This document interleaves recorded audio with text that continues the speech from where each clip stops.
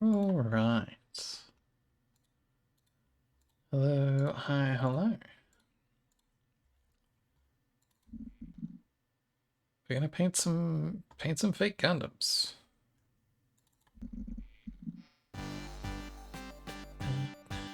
Forget about the music. Because I want to paint some fake Gundams. Probably not going to be a huge stream.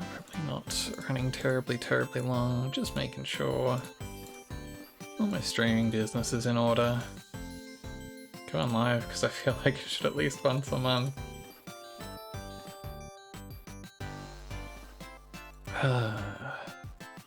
What Gundam shall we paint today?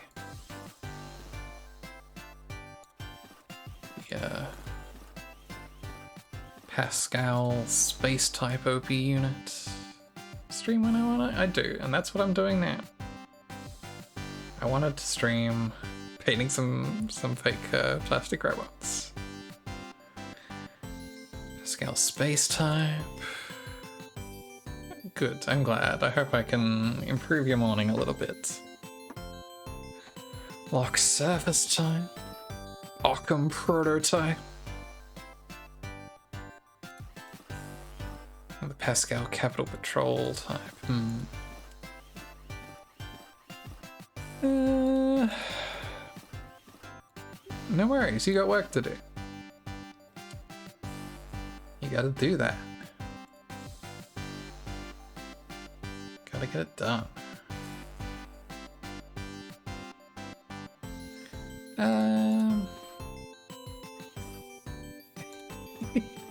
Yeah, look, I don't know enough about, I may not know a whole lot about Gundams, but it's clear where the inspiration is coming from, I think. Let's get one of these prototype units, why not? Okay. I forget the controls. Okay, tab brings my toolbox down, that's probably the most useful. Space brings up my reference manual with assembly notes and coloration. I don't know what the word would be. Colorways isn't quite right, but coloration business and my decals. I will wait for later. Still gotta finish Ariel's legs. Oh man. It can fly, but how can it dance if it's got no legs? Ariel needs legs. It's 8 legs, right? I need to turn timestamps on in my OBS chat. That's something I do need to do. Where is that button? Hello, timestamps, please.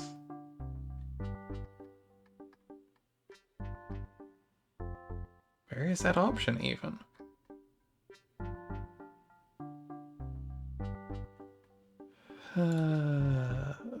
Oh wait, switch to non-mod settings. That would probably be where I need to do it. Thank you, I'm glad you appreciated that. Please, please, please, please, please, let me turn on chat appearance, timestamp and new messages. There we go, gee. Feeling better tonight? Yeah, I'm not feeling as crap as I was this morning when I had to call out from work, because I have to assume I was just both like dehydrated and poorly slept. I think it was the combination of that just meant I was just feeling profoundly groggy in the morning. All right. So what parts here should we get started with? Let's find the head. Head's over here. Clip that out, and the little antennae. Thank you. Look, I get plenty of days to myself, to be honest. Not hurting for them, but it's always nice to have an extra. Okay, let's shove these runners to the side for the moment so that I can pull up my manual. Leave my head over here so we can make sure we're painting this up right. The one thing that I wish that this has, it's a really cool little fake model painter. I really wish it had a zoom for some fine... Hi. Wow, thank you. It's...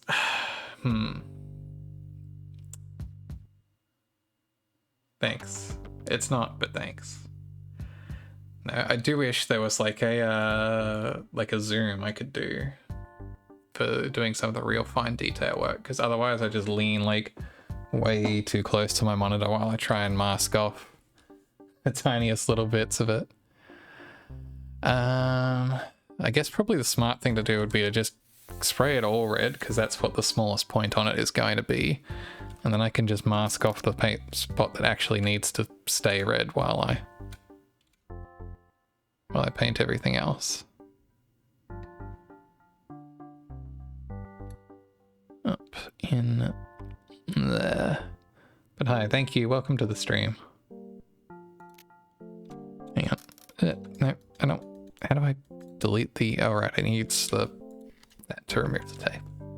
It's been a minute. It's been a minute.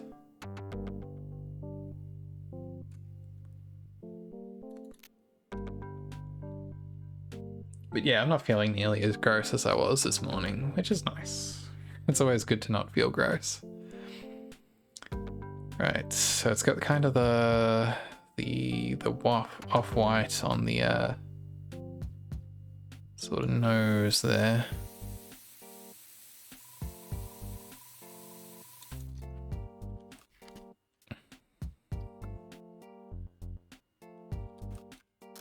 Which I need to mask it from the other side so I can fully take care of it. And actually these little bits on the little sticky outy bits, like that would be on a gas mask, those I need to do up.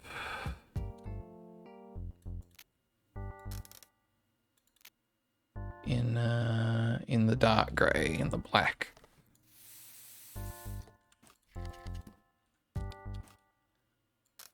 I'll mask off everything else for that.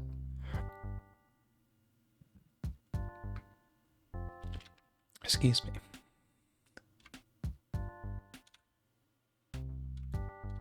Yep.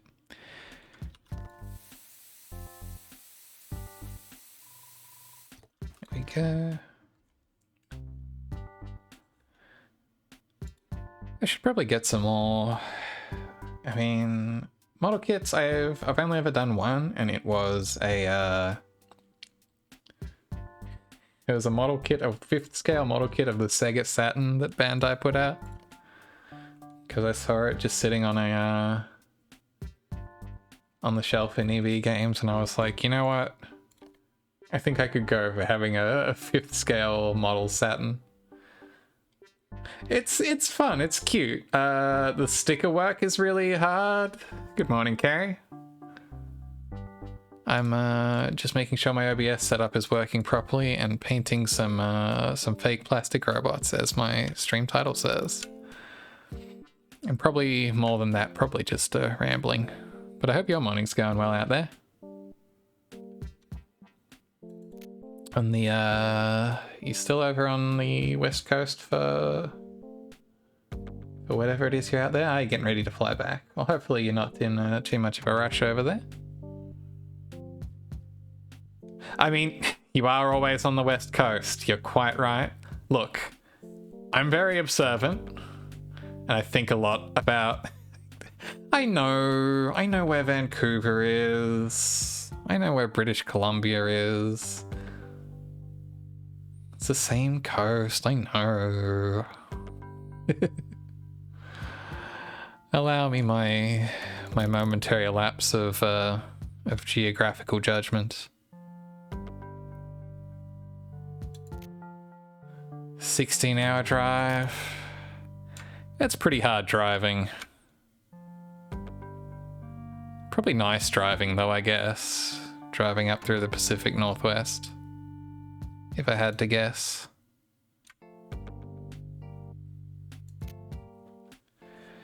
I guess I should get used to the idea of long driving. 1000 Ks on a tank. I'm pretty sure that's pretty good. That is some good efficiency there. Alright, I forgot to color in the eyes. I should probably do those first and then mask them off for the rest of this.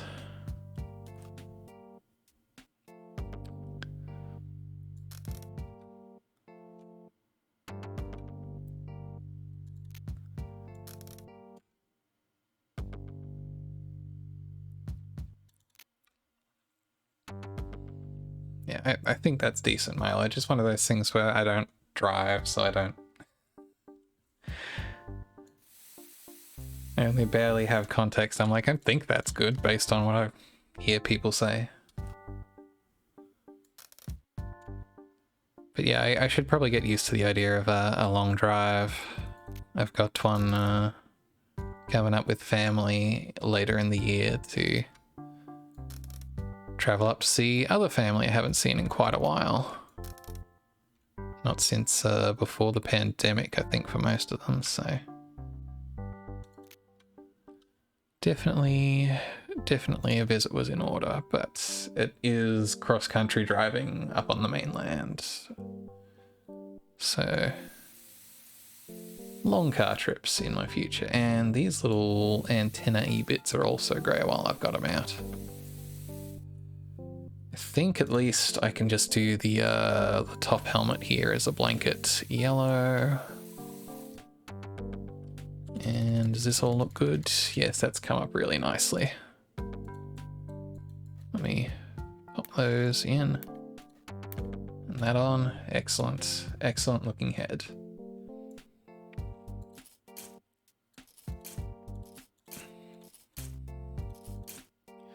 Alright. Where is the bulk of the body here? I guess this is the main bodily component.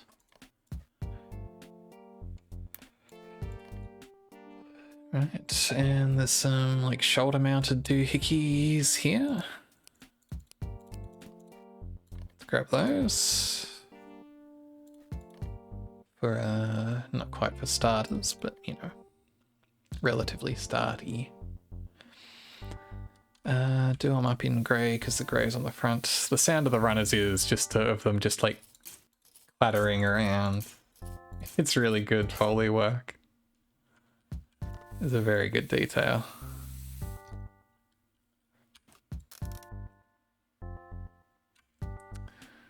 So yeah, we'll do the front of those and mask them off.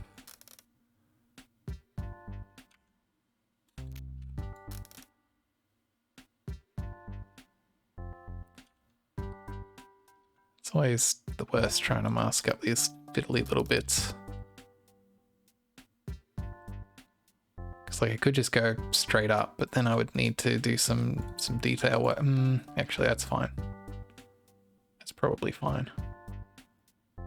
To do the detail work at the end there. You really do have to get creative with your masking tape application. Virtual masking tape. Because if you just, you know, pop it straight on there, obviously you're going to have little fiddly bits on the edge. Gaffer tape or bust, look. I honestly have not developed a whole lot of tape opinions in my day. Thankfully, pretty much the only tape I have ever worked with is really crappy basic electrical tape, outside of, like, you know, sellotape. Black. Actually, what is the best way to get these little bits on the end? I guess probably just like this, huh?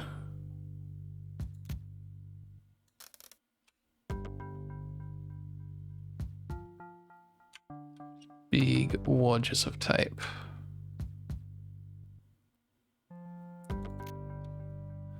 That I can just move slightly over when I'm done.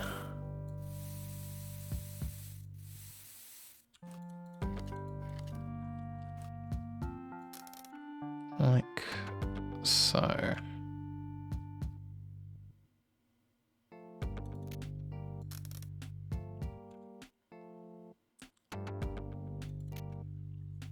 But yeah, I think I would like to do more model kits than just the cute little satin one I've got. Not that I had a good time doing the satin one. Although I found doing putting the stickers and decals on it to be very fiddly, since it's very fine work for those. There we go. Oops, I should probably shouldn't put that on yet. Should probably just hang on to those. I didn't paint it up or anything because I don't have any model paints, and I wasn't going to charge out and try model painting for the insides of my dinky little scale satin model. Yeah, doing them without tweezers didn't seem like an option. Even with the tweezers I had, they weren't like ideal tweezers for the job, I don't think. Okay, I think I can just do this thing up like mostly in yellow. I think all the bits that are differently colored on it snap in after the fact here. Pretty sure. If not, I can always pull it apart and get back to it. Here is the neck piece. Now the neck piece, we're going to have to do some fun color work on. Actually, I guess it's just red on the rim and grey on the interior, right? So that's not too hard. Spray it up and I can probably mask it up even all in one go here.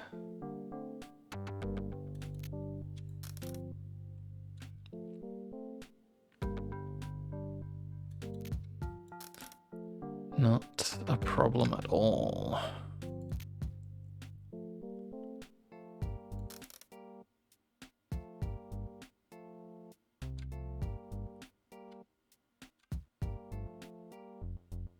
You could spend a lot of time getting probably way too fine-grained with the tape angles in this, I guess.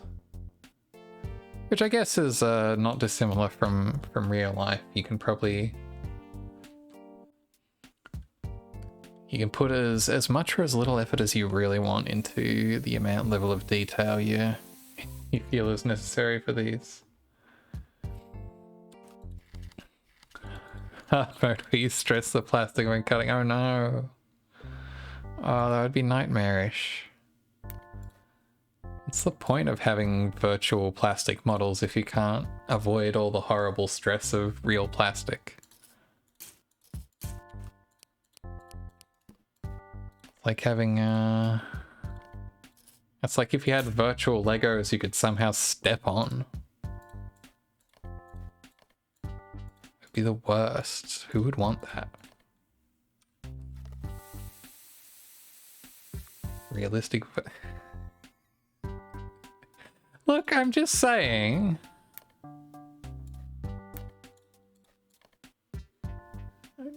I don't want to meet the person who wants that, regardless of their proclivities. They can want that in the privacy of their own home, thank you.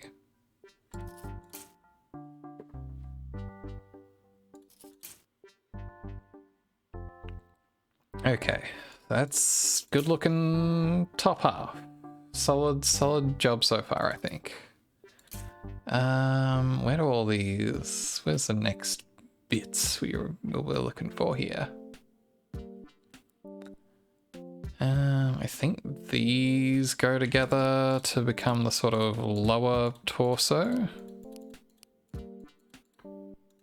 Realistic Lego VR game now. I mean, you step on Lego. Realistic Lego VR could be cool. It seems like it would potentially be a really neat concept, because I think that's the thing that's been missing. Yeah, from like the various attempts that there's been at virtual Lego with like Lego Creator and the digital designer or all those various things, is no matter how intricate or, you know, how many bricks you get in there, it's the tactile feedback, I think, is the real missing key link there. Okay, so this thing is pretty much just straight black paint on there. This cone that goes into it, I think, looks like it is straight up just grey, so that's nice, easy ones. Lego Creator had the most important thing of all, though, which was those... does this not plug into there, or is there a missing piece that plugs in between them? Or do I... Yeah, there must be a missing bit that must go into this. So maybe this bit's actually, I think, this off-white piece around here then. And there's another bit that goes into that. Is that on this runner? Doesn't look like it. Is it on this runner? Also doesn't seem to be. How about this runner? Are there any assembly notes? No, I think these are mostly for the ARM business.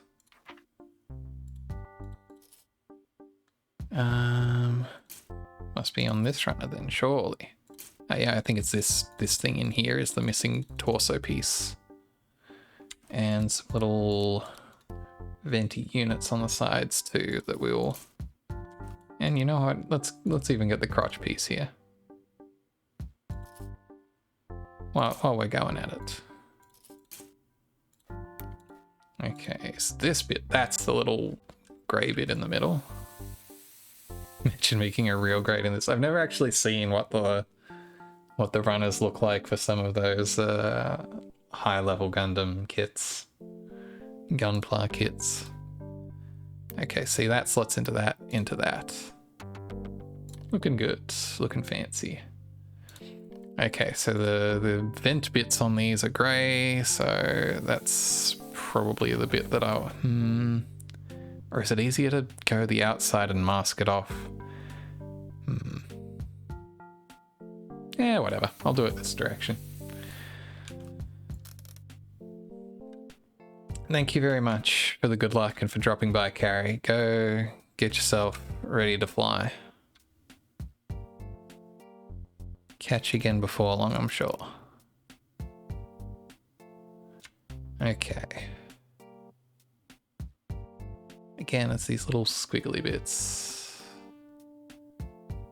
Yeah. What Leah said. Okay. They're just like a little bit too squiggly for what I want here. Do I want to go at it from this angle? Sorry if I'm getting like way too loud in the mic. Like I said, this makes me lean in close to my screen, which means I'm leaning close to my mic. So I don't know if that's a great audio experience for everybody. And these are the off-white in the places that they aren't grey. Oh, I can see I've really bunged it up already. Oh, it's not great for my shoulder, I can tell you that. Maybe I need like the little, like the Windows magnifier window for this. Maybe that's what I should be doing. Oh, I might even do that. Does that come by default on Windows anymore? Magnifier app? Yes. Okay. Oh, this is a problem. Oh no. This isn't what I want. I don't want everything magnified. I just want a little bit of magnifying. Oh no.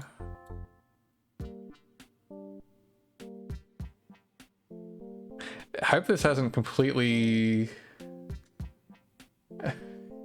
How does it turn up on screen? Okay, it hasn't completely... I was worried this would be really screwing up the stream. It's... Windows Magnifier just takes up like your whole screen by default, so that's not really a workable solution for this. Okay, back to normal. I bet that was very confusing to see me panic about. Yeah, there's a little delay on Twitch Mobile. I think it's way better than it used to be, which is saying something, because it's still not great. Okay, maybe I should just do these in white and mask off for the grey. Hi Java, thank you. Hope your morning's going well out there. Thank you for for dropping by. Let's see. Yeah, so I think I'll mask this off so that the white painted bits remain, and I grey it in to do it up here. Oops. I keep forgetting, like, so if you hold down shift, you can, normally when you click and drag, it adjusts the length. Whereas if you, while you hold shift, it just moves the positioning, so between those you can use it to get a bit more fine-grained about dropping it in there. Yeah, my night's been going alright. I've just been getting this going to dust the cobweb, make sure I don't develop too many cobwebs on my streaming account, because I basically only end up streaming like once a month, and I didn't have anything else going on tonight, so. And also I realized earlier in the night that I hadn't installed OBS again on my current, I reinstalled Windows like a week or two ago, and I hadn't set OBS back up, and I realized, oh, that will make it difficult to stream if I don't get around to doing that sometime. So I did. And I just thought I would have a casual, low impact stream to make sure everything is in its right place for that. Alright, so now I've masked those off. Yeah, it's a little bit sloppy, but you get the picture. It'll probably come up nice with the pin wash, to be honest. There we are. Looks good. Not having OBS is a great choice. Yeah, look. It's not my favorite piece of software in the world, but that gets the job done. Okay, so these little doohickeys slot under here onto this. Also, hi. Hope your morning's going well, Hikba. Those doohickeys slot under there. This thing, this dark crotch piece here, again, doesn't require too much work. Spots right on. Easy. Okay, again, looking pretty good so far, I think. Though I think like we might get into the weeds a bit more with the arm and leg work on this one. It's a bit more involved than some of the others when it comes to the limb action. Let's see, where's some arm pieces? These look like mostly leg pieces, I think. On runner A. What are these pieces? I can't even tell where some of these pieces go. Are these also legs? Yeah, I think this might also be leg action. Apart from these are definitely forearm pieces. So we'll clip them out, as are these hand pieces. Let's take those on.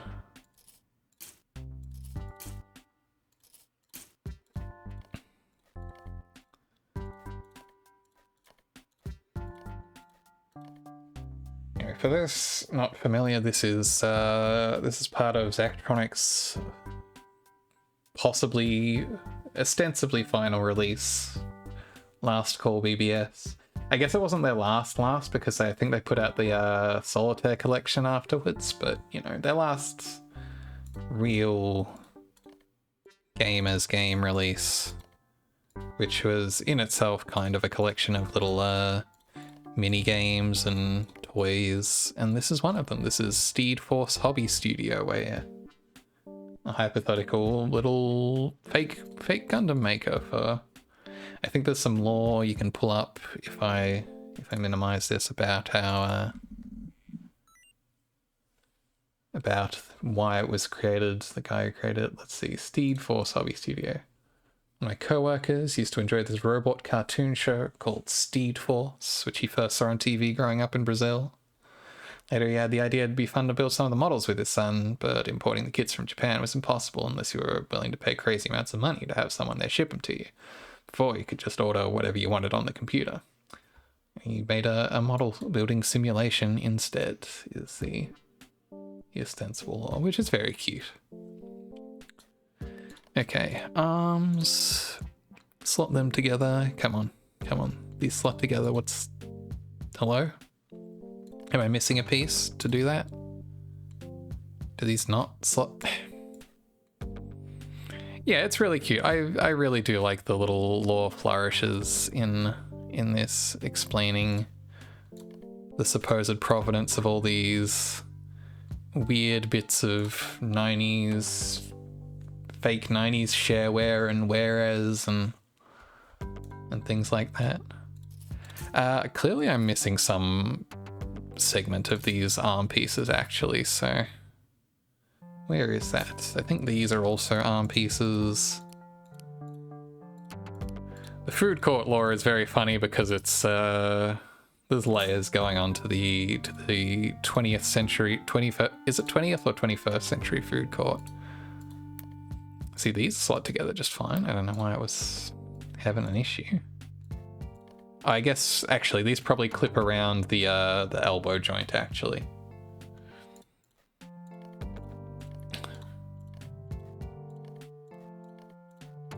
The goof of the 21st century food court game, which is probably one of the closer to a typical Zachtronics style programming game in this collection, but it is ostensibly put out by, I forget the name of the company, but it's like Zackware or something.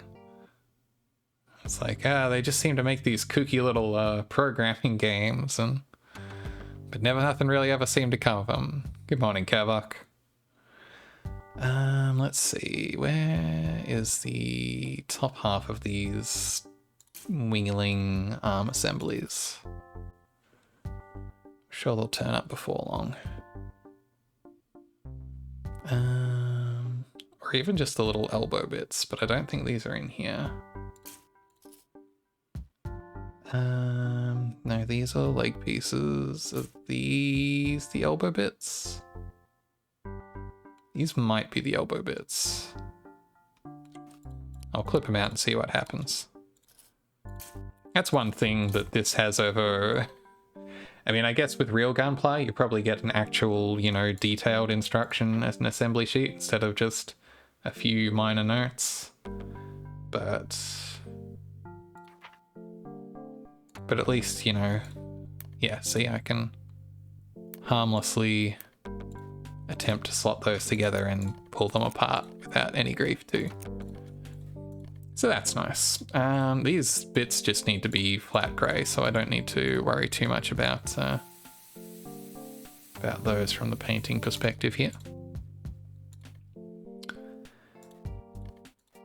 Yeah, I mean, it didn't seem overtly complicated when I was doing my one ever model kit. It seemed pretty handleable. I feel like I've had more complicated Lego instructions. Some Lego instructions are like, I mean, they're probably a lot better now because I feel like, you know, they've only improved with time in terms of getting more granular and clear with what you're supposed to do with them, but I feel like as a kid, I feel like some of them got kind of gnarly. But maybe that was just because I was a dumb kid. It's hard to say for sure. Let's do these up in the white and then mask that off for the detail around the grey. Excuse me, grey bits there. I think that's the move.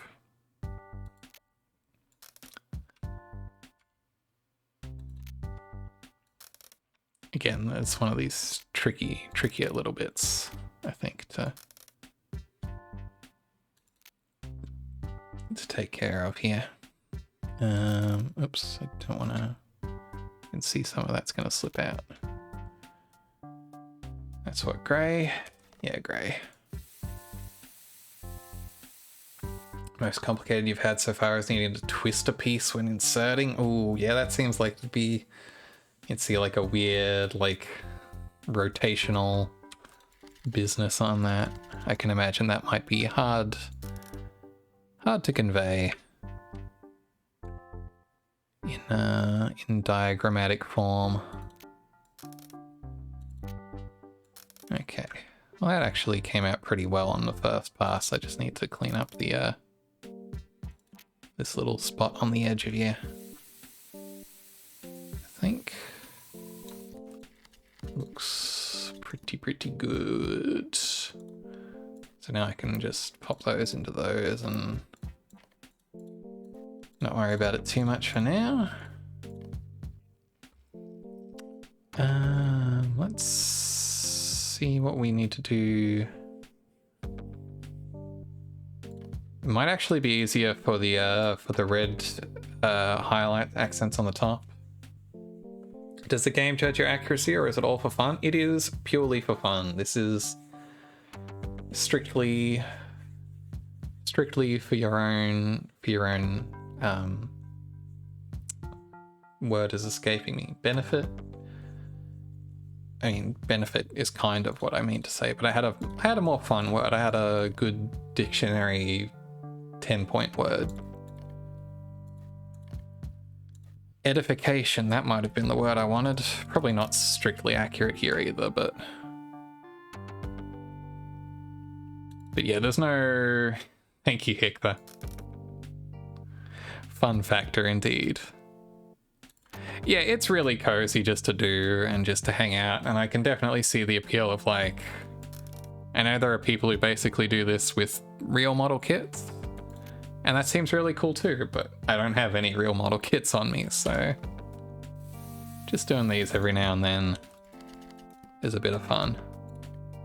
Yeah, I think just doing up the... Actually, what I should do is I should just totally cover those ends in red and then mask them off. But I'll do that before I attach them, I think, is what I was initially starting to say. Group builds. I don't know what group builds would be like. That does sound like the kind of environment where, like, it could be really cool as long as everyone's chill about it. But yeah, it would be really easy to feel like you're being really judged on that. I don't know, it might be fun though.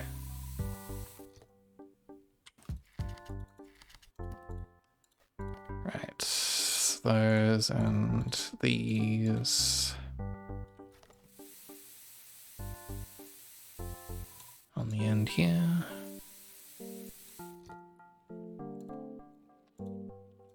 Yeah, I've only ever done one model kit, and I certainly haven't done any painting with it, which seems like it would really add a level of complexity to putting those together in a way that is good. I'm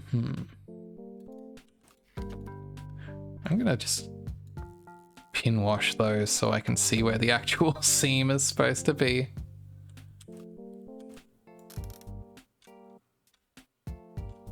Because it was really hard to tell where the actual line is for that. I think the rest of this is going to be hidden behind the external,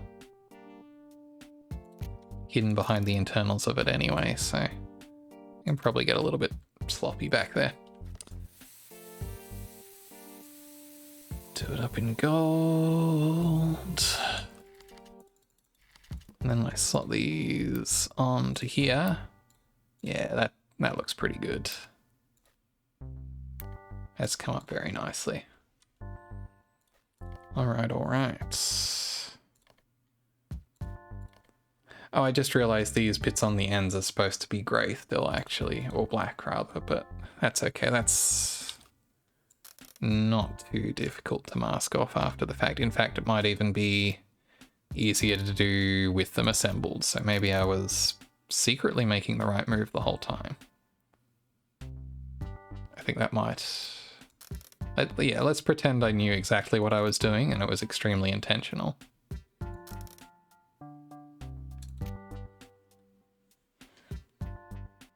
Yeah. And I feel like it's always... I don't know.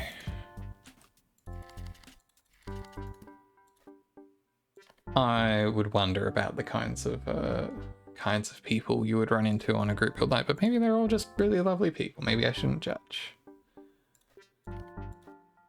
I'm a certified expert at making fake computer gunpla.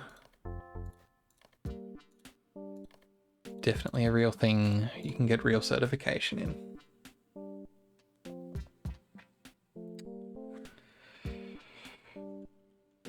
This... I'm gonna take just like a moment to make my neck reset a bit. I shouldn't lean so close to the monitor. Maybe if I do this again, I'll try and work out a magnifying solution that lets me not lean in quite so much, but also doesn't completely disrupt my experience. Hi, Gamma Chris. Robot painting. That's what's happening. So the little cuff guard bits on these hands are yellow. Hey, howdy. Hope your morning question mark is going well. I think it's morning for you. I think that's the time zone where you're in. It's hard to tell sometimes because people's sleep schedules do not always line up with the time zone they occupy. And the hand bits themselves are grey. Thankfully not too much fine detail on the hands. That's something we can knock out pretty easily here.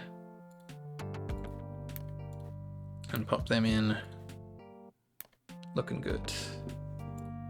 And I guess while we're doing up the hands, maybe I should do up the spear weapon. Which run is that on? Here we go. This thing looks enormously long and lethal. Sleepy indeed. Well, hopefully you can get some rest in before too long, hey?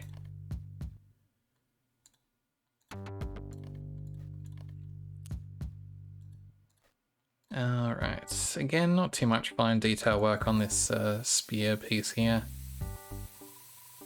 Seems like it's just a straight grey up the middle. Yeah, look, I could have figured that one out. I don't know if I needed this diagram here. Some sort of lethal weapon. Some kind of implement of dying hard.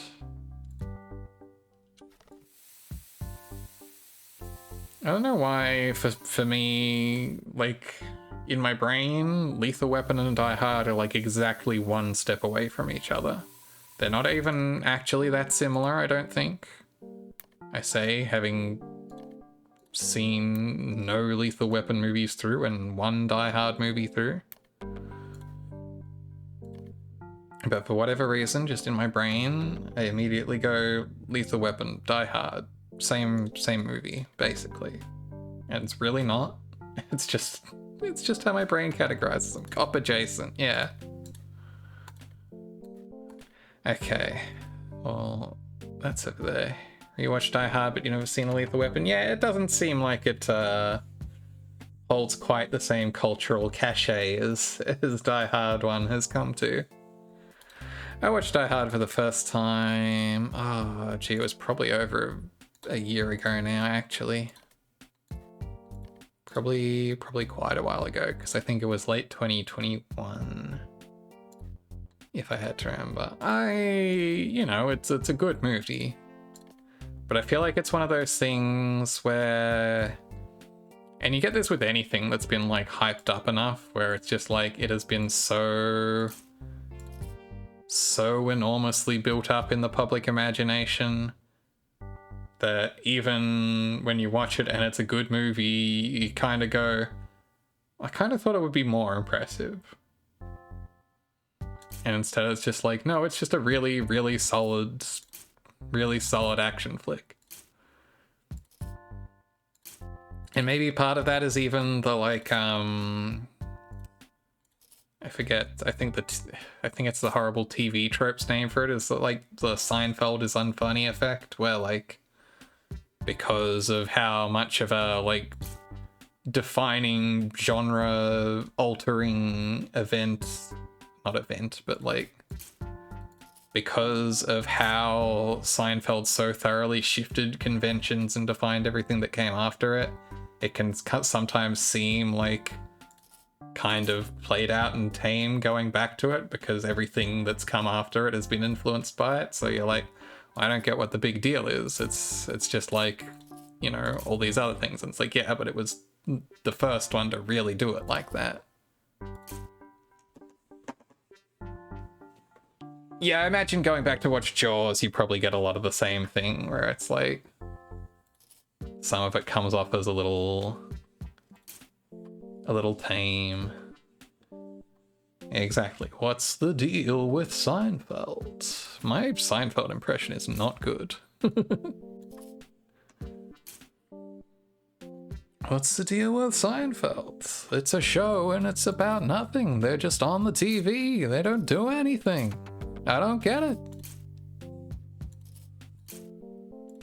I'm trying to follow this. I don't know what it's about. Yeah, Jaws is probably still really effective if you went back to it. 2001, I think, is definitely able to be a victim of it, because, yeah, all the big beats, especially the Hal thing is, it's a plot twist. Damn, got him. I'm a boring, unfunny boomer. What's the deal with that? Yeah, 2001 is like, it's kind of slow, and it has, yeah, its plot beats are also just like parodied to and referenced to the point where it kind of none of it has the same impact. I think 2001 is very, very vulnerable to that. Of course, it's been a while since I've watched 2001 myself. And when I did, it was not in ideal conditions, because it was it was crappy. So I'm going to age myself in a weird way here, despite the fact that I'm pretty sure most of you are older than me. We were very early. We were not like super early adopters of DVD, but relatively early adopters of DVD. We had a DVD player in 2000, which I guess was right around when DVDs were really starting to hit mainstream, peak time for The Matrix as your demo, That's kind of neither here nor there, but we had a DVD ROM drive in one of our computers very early on, in like 2001 or so. And we did not get a DVD burner for a few more years, but we did have CD burners, obviously, for quite a while before that. I should really cut out some of these and actually pretend to be painting them while I gab here. Anyway, so we had a DVD reader and a CD burner, and we went, well, how can we make use of this? We can use this terrible, terrible software that rips DVDs, recompresses them, and then lets you burn them in parts as video CDs.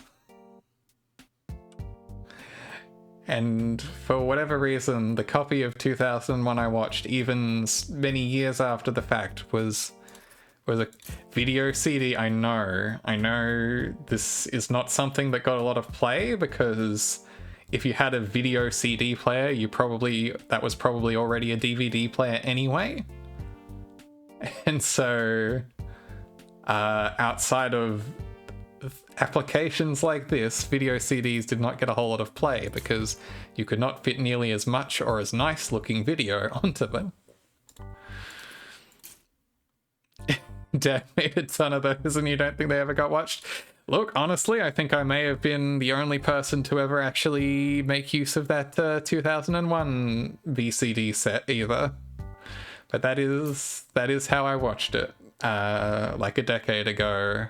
Oh, well, more than a decade ago at this point. That would have been surely not later than 2008, which was, again, still way too late to be looking at these VCDs. But, you know, you made do with what you had at the time. I think these wingerling bits are the back halves to these black pieces, actually. So I should paint them while I'm looking at this. I don't even remember what else we had on VCD. Certainly nothing I was interested in watching. Oh, PCI TV tuner to record TV shows to video CD and watch the live broadcasts.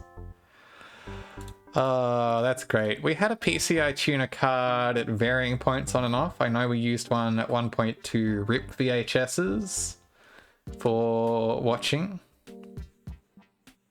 Made pocket money with good internet and a CD burner, downloading anime and burning it and selling it. Look, $50 for the complete Inuyasha series. Look, even he would have been stoked. That's a good deal. $50 to watch all of Inuyasha with that little DivX watermark in the corner.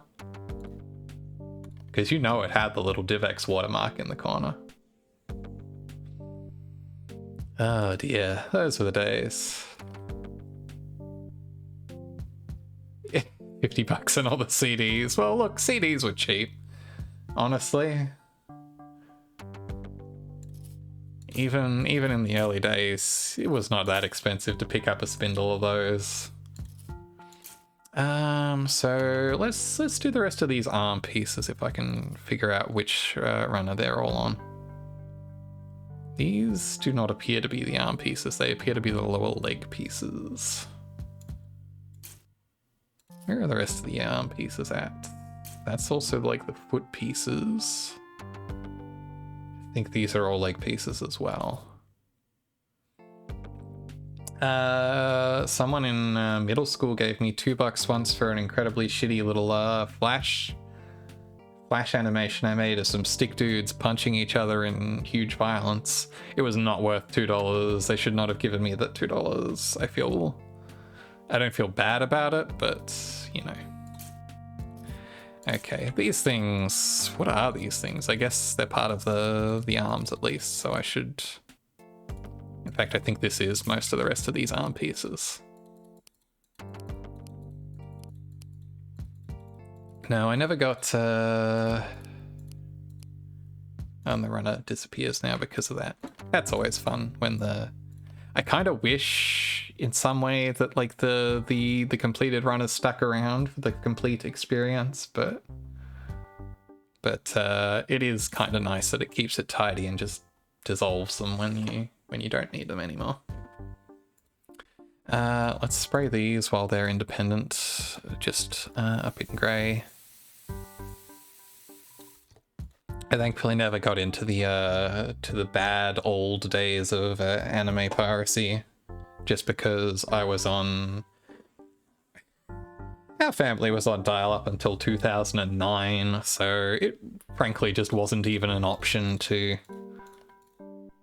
to even attempt that business. It wasn't until we got bumped up to our terrible basic 256k broadband that I could even begin to consider spending whole overnights downloading something like that. Okay, these, I guess all of these wingaling bits are yellow. Private e-donkey sharing. Oh, you had the good anime hookup. E-donkey, man. See, I never messed with any of that, any of the pre-torrent file sharing mess like that.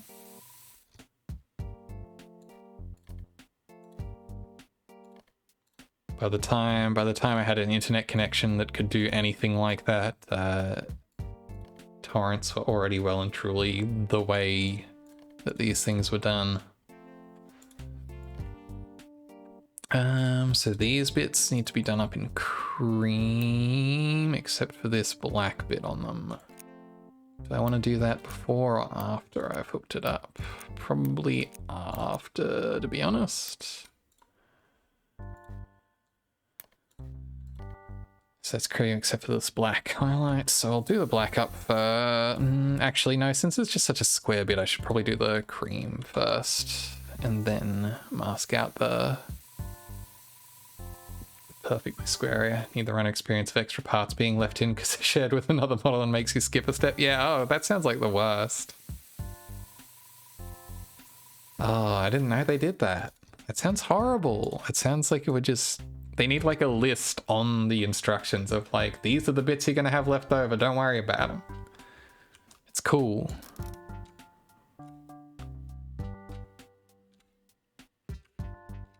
But yeah, no, I did not have the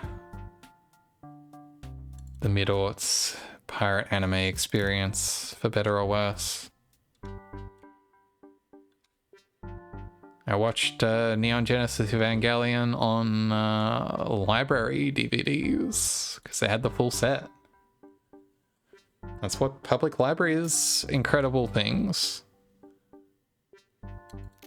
Support, visit your public library. You never know what they've got. And it was even mostly still watchable. They were mostly serviceable DVDs. The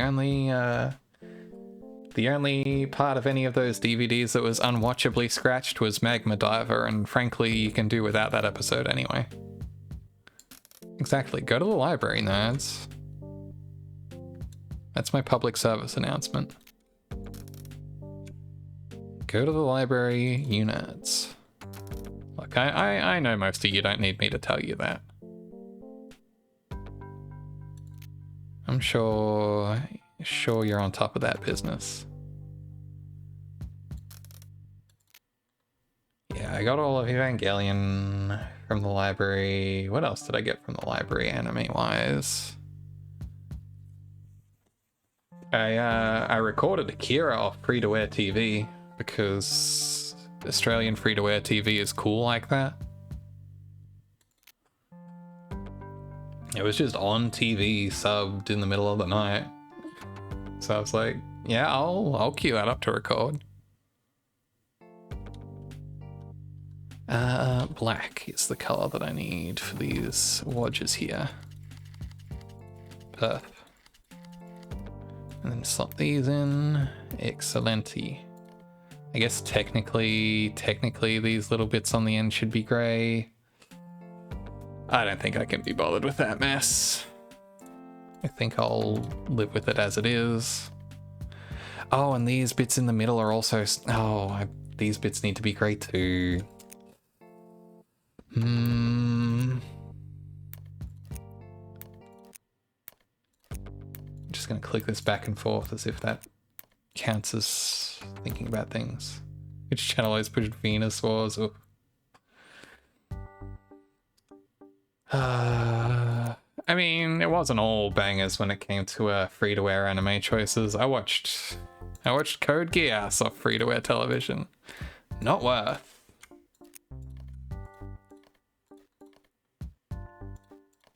I mean, I only barely watched it. I I left the TV on that channel and was like, oh, there's a cute green hard girl on this. Oh, I guess there's some big robot fights. I don't know.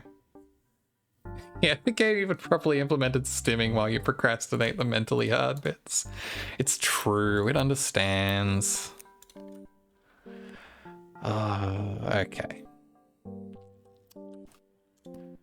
I guess I just need to get in there and tape that business up.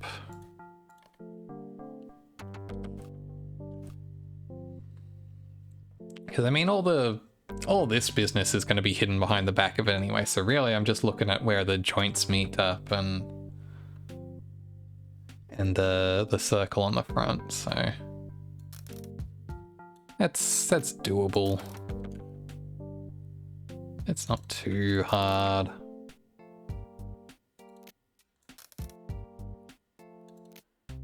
I can make that happen. And that's in grey, okay.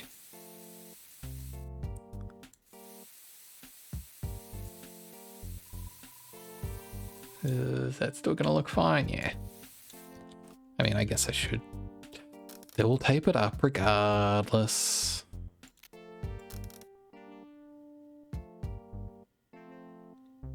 Yeah, I think that's all I really need to do there. And then the same on the other side. Is that just grey on there? Actually, I guess it doesn't matter again, because that's gonna... Oh, it's not grey, it's a slot. See? Yeah, that came up fine. I think there's nothing wrong with how that looks. Yeah. Excellent. I mean, if you want to get really picky, I'm supposed to do up the little sockets in grey too. I can do that as well. I can. I shouldn't be lazy about my fake plastic robots.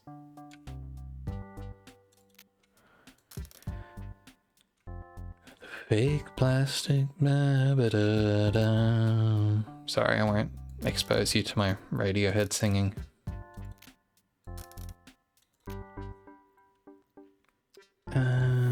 Silver, yes. There we go.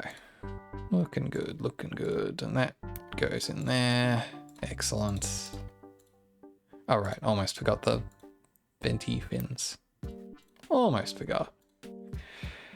Right, tape.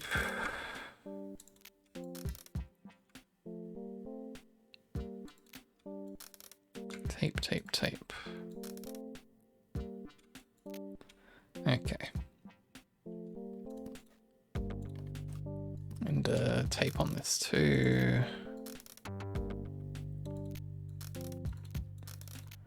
Other advantage this has over real life is you can just get silly with the tape. There will be no ill effect from making an otherwise unwieldily sticky mess here.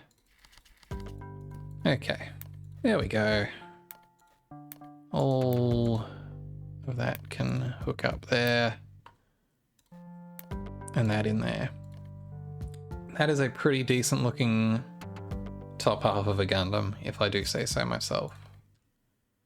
Missing some decals, but we'll go back for those. And probably give it a pin wash in the end too. Alright, over there, out of the way for now. Excuse me. Okay, where are the next bits down here? I think they're the last bits on this runner here. Indeed. Let's pop those out. Alright, I want to do up the grey bits and then I can mask those off. Seems like the way to go for these. Since again, that's pretty straight line external pieces there. Honestly, figuring out the most appropriate way to mask these up is... That's where the real skill lies here, I think.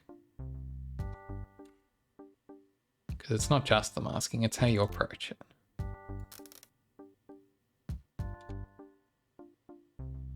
There we are. And then that is in your off-white. Beautiful. Yeah, it's a little sloppy, but I think a little bit of pin wash will... Yeah. Yeah, it's fine. You won't be paying too much attention to it once it's all slotted in. Why is there just a stray white bit there? Actually, that is really suddenly bothering me.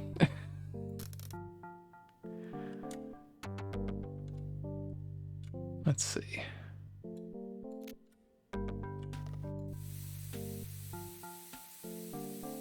Come on.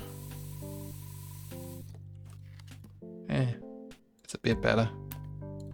I don't know what happened there. Well, can't all be perfect. Alright, these look like the top bits in here, maybe? Or are those part of the feet, actually? Oh, these are part of the feet. Whoops. Put that aside again. What other free-to-air anime was there? I never watched any Ergo Proxy. I saw the ads for Ergo Proxy, but I never watched it on free-to-air TV. They probably aired Cowboy Bebop at some point, but I didn't watch that until I got it again on library DVDs. And I think I got Ergo Proxy out on library DVDs, but never actually watched more than like 3 episodes of it because it was excruciatingly boring. Not the finest that Mid-Aughts anime had to offer. I think the most noteworthy part of Ergo Proxy... I don't know, maybe it's good. Again, I didn't get further than the first like couple episodes. The most noteworthy parts of Ergo Proxy are that the ED music was Paranoid Android by Radiohead. And the lead character was very clearly modeled on Amy Lee from the Evanescence album cover. Like, it's exactly the same, like the washed out, like, blue-white. It's crazy. I do know you in boring 2000s anime, but it's not the fun kind of boring 2000s anime. It's the edgy, like, grim, try-hard kind of boring 2000s anime. Not the, fun, introspective, low budget, but trying their best media tie-in Project 2000s anime. Dot hack it ain't. This is my my review of Ergo Proxy from, again, the like 3 episodes of it I watched. What's the best approach for getting this top bit done up properly in the grey? Probably doing it after the fact, I think. Probably sticking it together in white and then masking it off, maybe?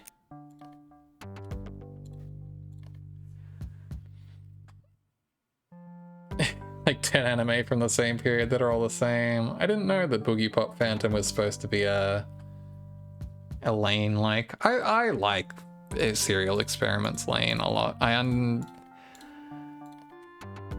mean, the thing about Lane is I like it a lot. I think a lot of the people who also like it a lot don't like it for the same reasons I do, or I like it, but I don't necessarily trust other people who like it. You know? Much as I do not trust the author. Yeah, I get them having the same vibe. I think there was definitely something in that sort of late 90s, early 2000s cultural air of I don't know, the kind of existential malaise. I think there's definitely some of that going around at the time. Okay, yeah, so I need to do these in white first. Which I can just do these fine and not worry about them after. And then I want to mask off the little doovers on this.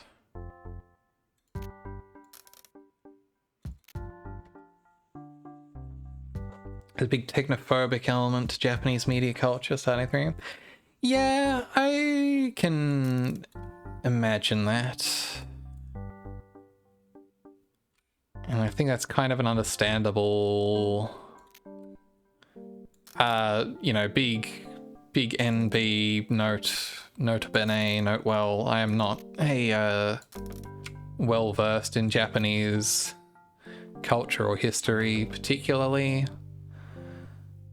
but I can kind of see how that kind of thing would definitely start to arise in post-bubble Japan. Like, I can imagine that being a reactionary element of, you know, because the economic bubble in post-war Japan, the supposed economic miracle, was hugely driven by technological dominance in the marketplace, by the fact that Japan was all of a sudden was the world leader in consumer electronics and making huge strides there. So I can imagine that when, you know, when that bubble burst and that those things started to fail, I can absolutely imagine how a reactionary pushback might bubble up in that way as a result. Maybe that is again pure conjecture, not a cultural student. Defer to anyone who actually knows anything about Japanese cultural history.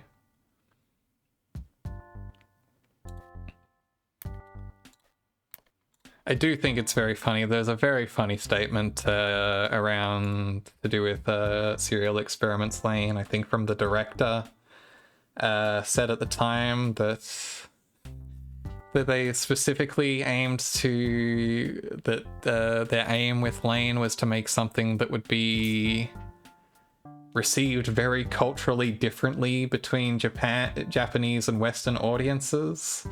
I was curious to see like how it would be differently interpreted. He said that he was disappointed when he found that it was largely received in the same way on in both cultural spheres. Which, I mean, it just feels kind of silly to me. It's like, I don't know, what did you expect? Oops, you accidentally made something with coherency and and readable themes.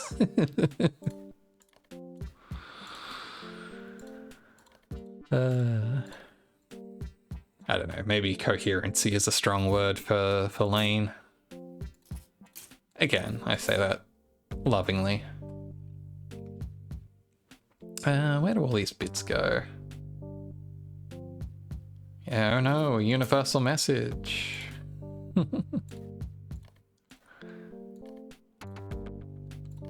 Oh no, concerns about the way information and identity moves in a digital age.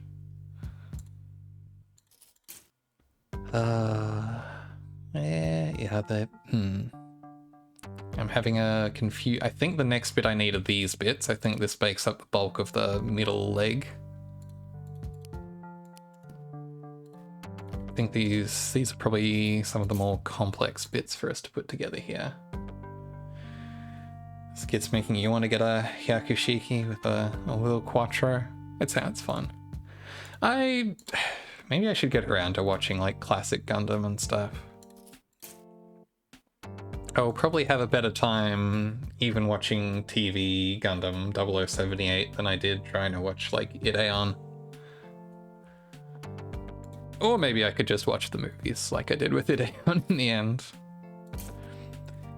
So these, I think I can just do up in grey. I think all the extra colours are on extraneous. External is the word I actually want. Pieces there.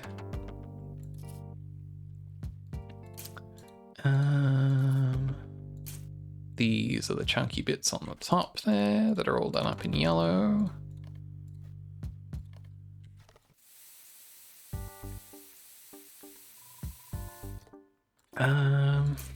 What was the other? I never watched much of it, but there was Noian, was a free-to-wear anime. I don't know, seemed like it might have been interesting. Maybe it was only interesting because I was like 13 at the time, and that was probably the time to have watched it, and there's no going back to it now. Gundam the Origin manga. Good way to get that story if you have time to read. I wish I felt like I had time to read. Like, objectively, I'm sure I do have time to read. If I bothered to make time, I could read. But I never do, and I've got other stuff I gotta read as well. I've still haven't even gotten around to volume 2 of Other Side Picnic. And it seems like they're up to, I think even up to 4 is translated now. Also, I keep seeing my thing drop frames every now and then, so I hope that hasn't been too juddery and jittery. So these are like the thigh meat on here. I think again, these I can just do up in yellow. Can't spray paint the runners, they're not real. Ghost runners.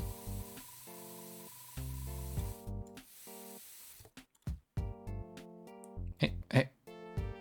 There we go. I'm like, surely you go on there, but yeah.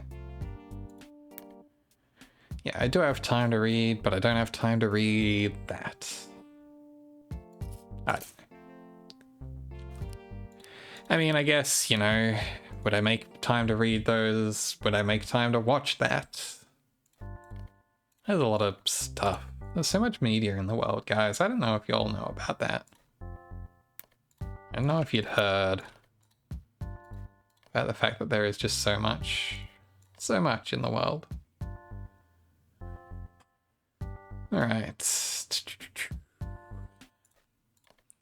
These bits, the yellow with a little red trim,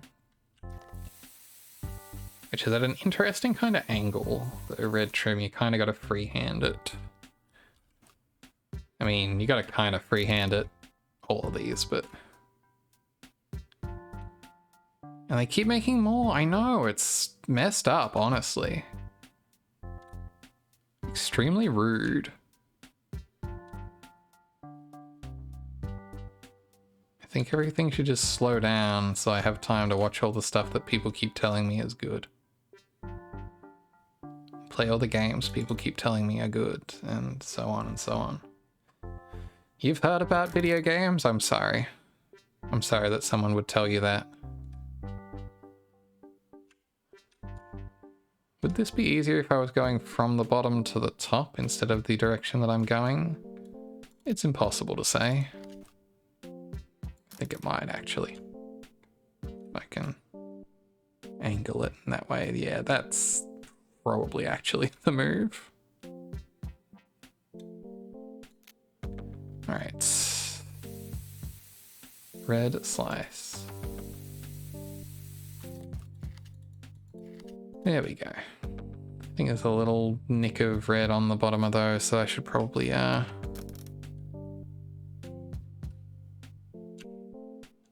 clean off also. That's not too difficult. There we are.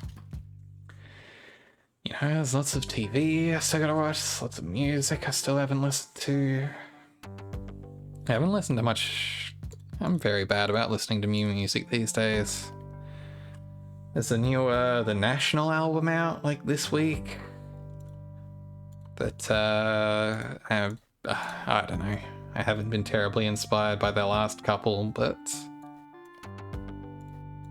I guess I am duty bound to at least give that a shot. These are just cream, nothing fancy. Easily done. Even stinky moment. I can't believe you would say this to me, Ticked. Also, hi, good morning, how's it going?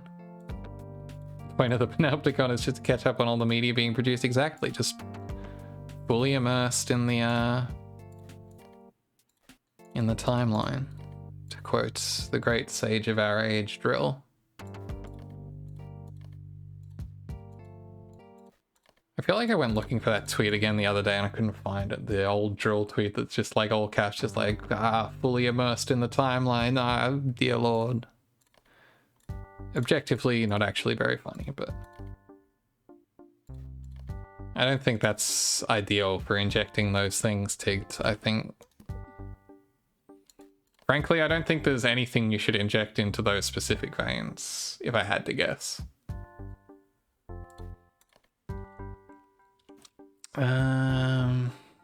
Is it easy to just do the grey here and mask it later?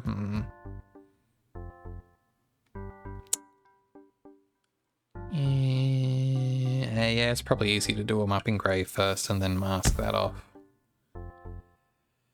Hi.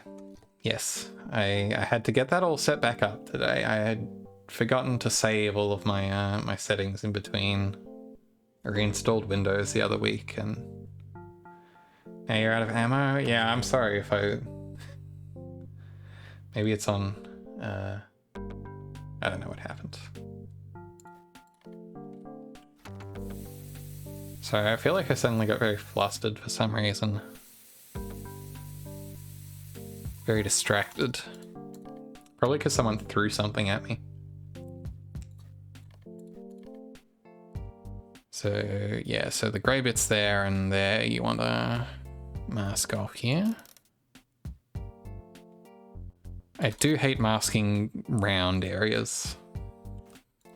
It is difficult to mask round areas with square tape. It may shock you to learn. The answer may surprise you.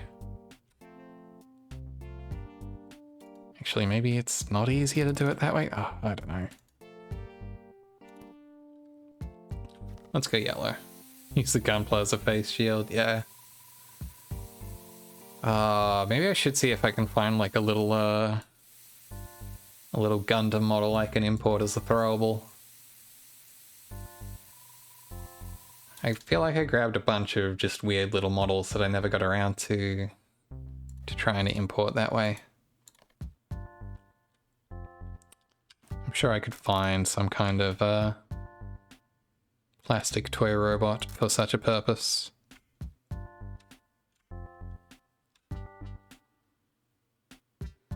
Or maybe I should just be not encouraging it. Big Gundam. Yeah.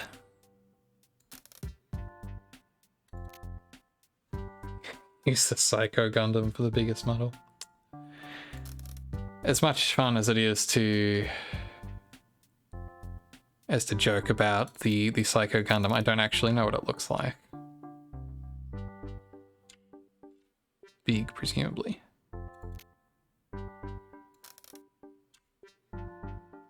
Oh dear. Neo Zeong 2.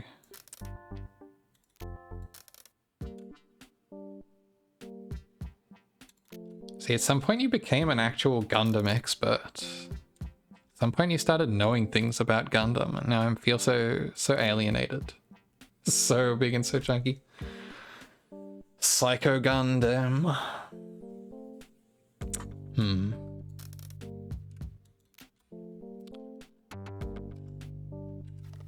What did I just hit? Oh, Alt. I was like, something changed when I hit a button, and I didn't mean to. I was just hitting Alt. Should not have worried me that much. Shadow the Gundog.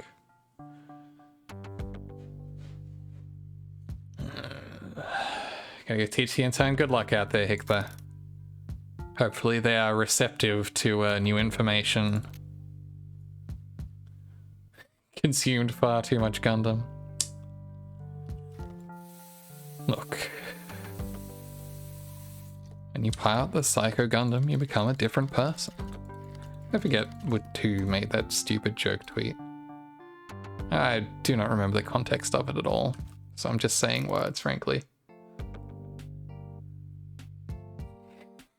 In turn, they won't learn shit. Yeah, well, what can you do?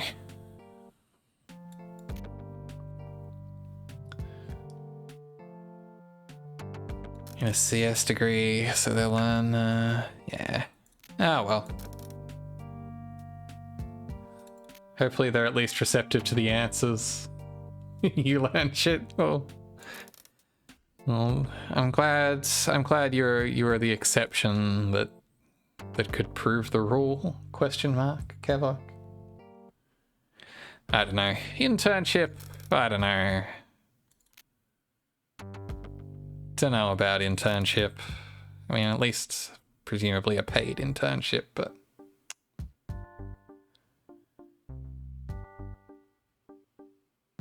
do I even need to be doing this? How much of this is actually going to be visible once I put this all together anyway? Because this is just going to disappear behind this bit. Yeah.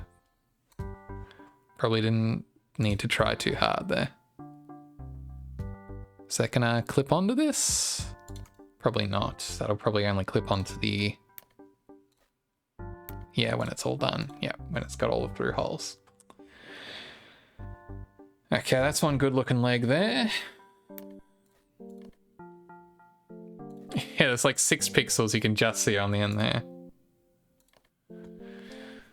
History of computer science is some nerd made a bad decision in the 70s. Now none of us can fix it. Yeah. The bad decision was to make computers. It's the mistake we're all paying for.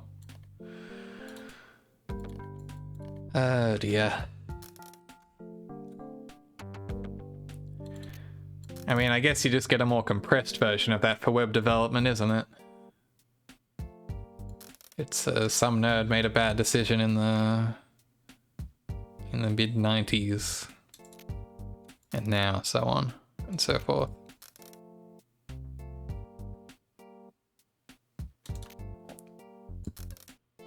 Alright. Again, I probably don't need to care that much about this one, because that's on the underside. Get on there. There we are. That is N64 to get delivered late, so he pivoted to making Netscape Navigator. Is that true? I can believe it, but incredible. I mean, look, honestly, probably the better move for him in the long run. Though I guess Netscape, not a notoriously longevitous company. Is longevitous a word? God, that's definitely one of the worst things I've ever said, if it's not. And frankly, if it is.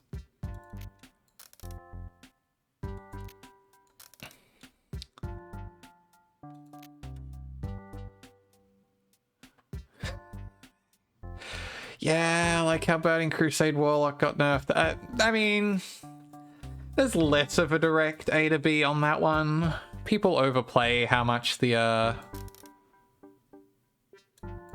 Warlock nerf actually led to the supposed libertarian radicalization of the Ethereum guy. What color is the Gundam's booty hole? Any color you like, so long as it is. I don't know actually. I can't do this. I can't do this bit.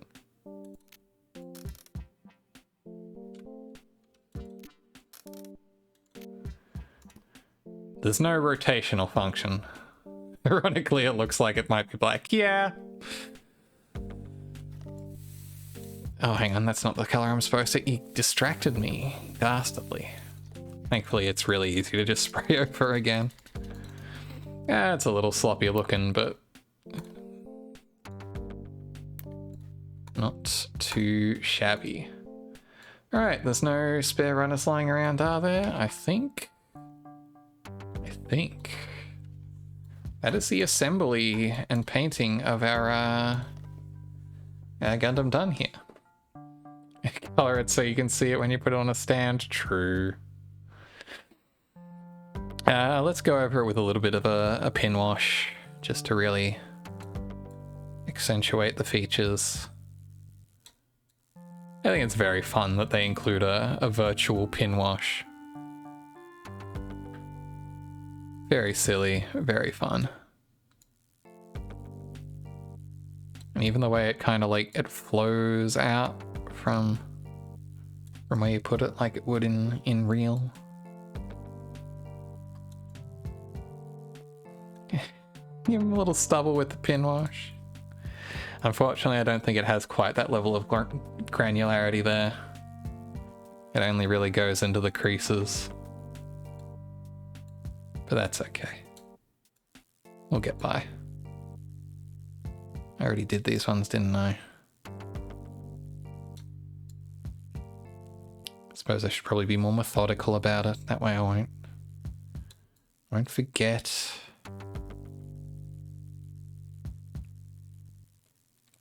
And then after this, I'll go in and start doing up the stickers, which... Now that's probably the one thing that has the largest gulf. I mean, this is all a lot easier than it would be to actually do for real.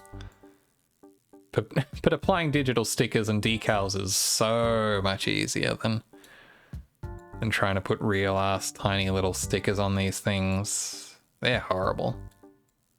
That was the biggest problem I had with the...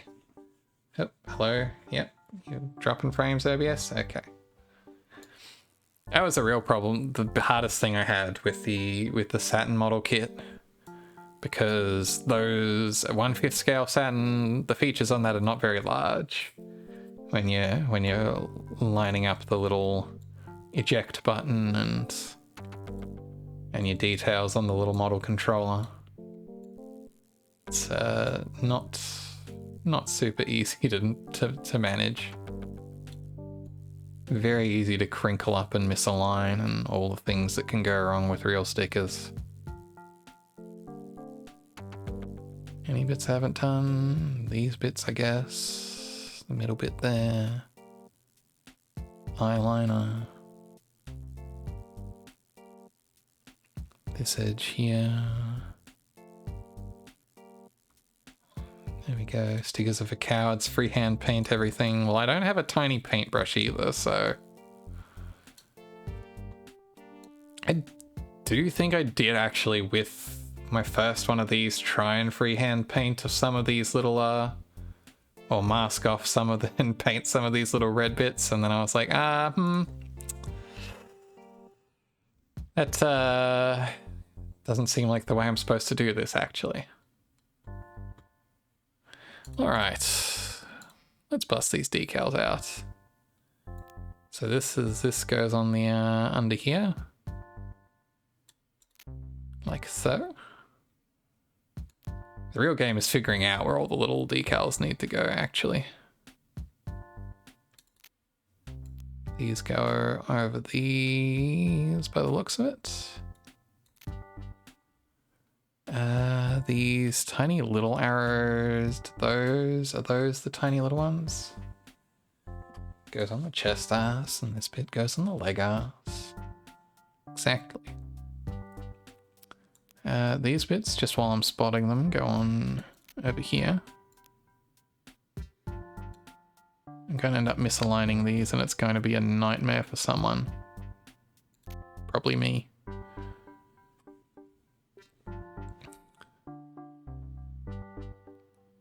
Okay, I think these tiny little arrow sticker decals go on here.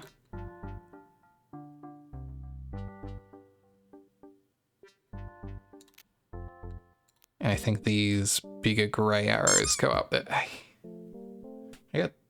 I got spooked by that one. I wasn't expecting the noise.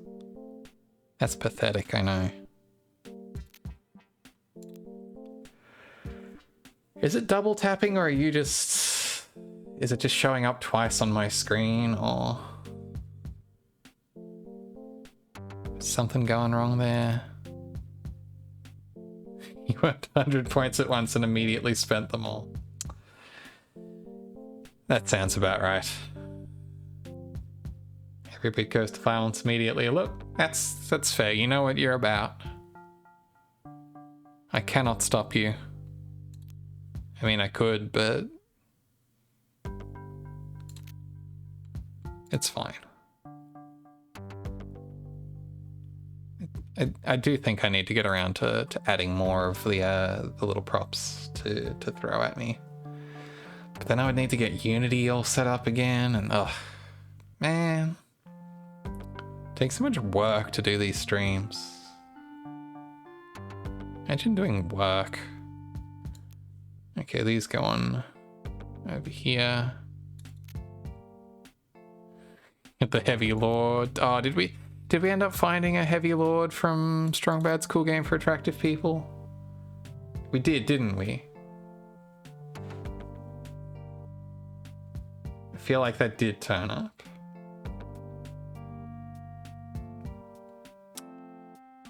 Where the rest of these go on? These go under the round. Yes, we did. Excellent. I must add that as like a droppable.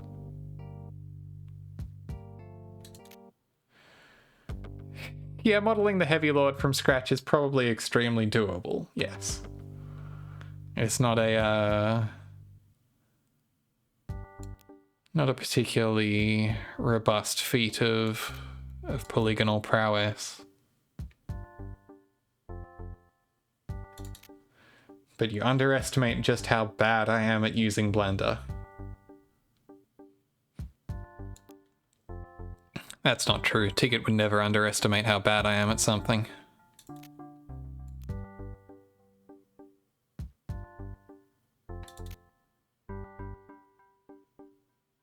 Shitty robot from 10 years ago? Man, I barely remember that.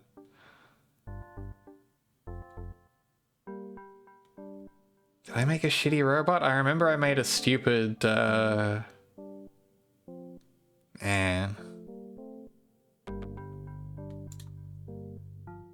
Yeah, honestly, that one escapes me. I mean, I've definitely... Silver with red hearts and looked like a toaster grew limbs and opinions. Yeah, sounds about right. That seems 100% accurate to what I would have made.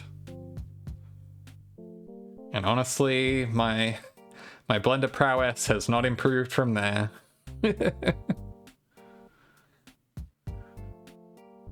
Let's see. These white bits go on here.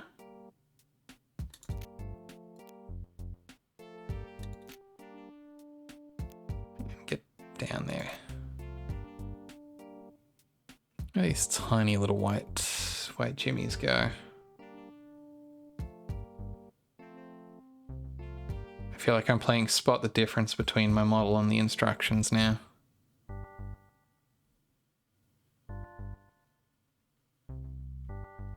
I guess I can put these little teeny tiny red highlights on here. That's something I can identify readily.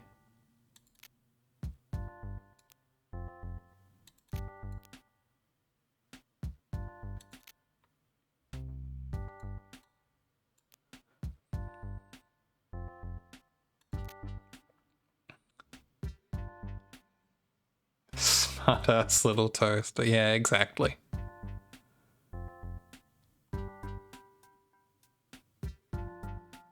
Very much the sort of thing I would have been doing back then. And 10 years ago, that is not to be one of those people who goes, oh man, isn't time crazy? Isn't it crazy how long it's been? Feel old yet? 5 years ago was 10 years ago.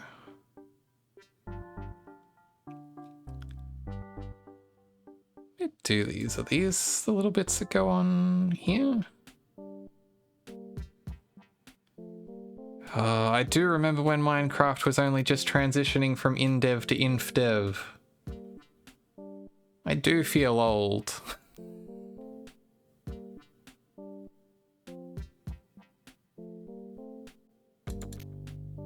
We thought Notch was going to replace the torches with lanterns. Any day now.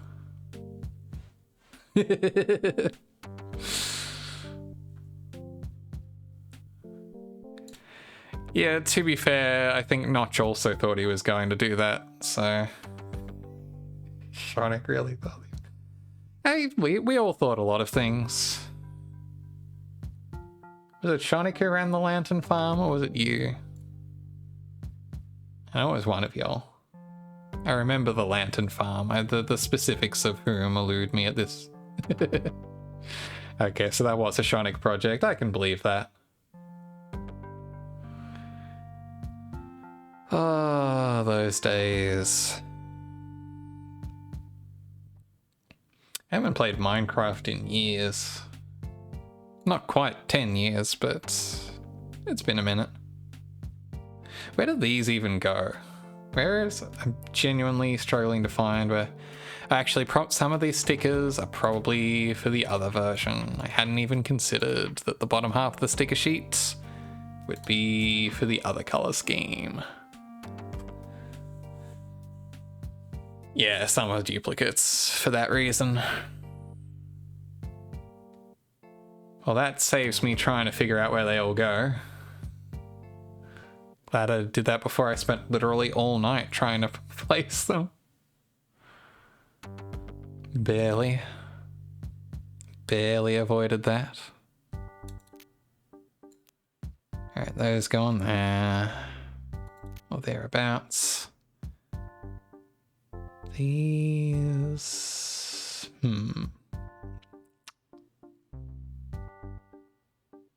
I can see that these ones go on the spear there, so I'll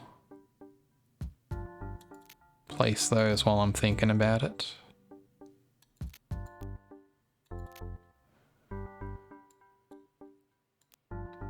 And let's see. What does that leave us? These little dots that go underneath the shoulder vents.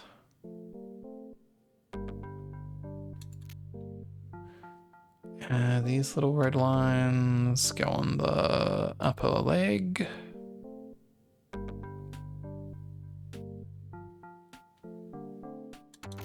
Like so.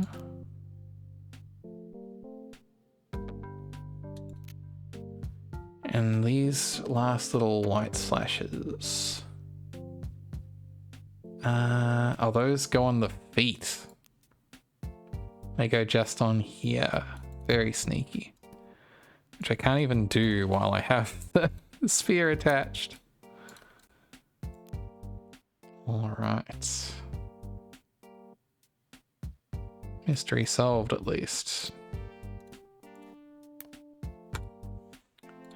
Alright.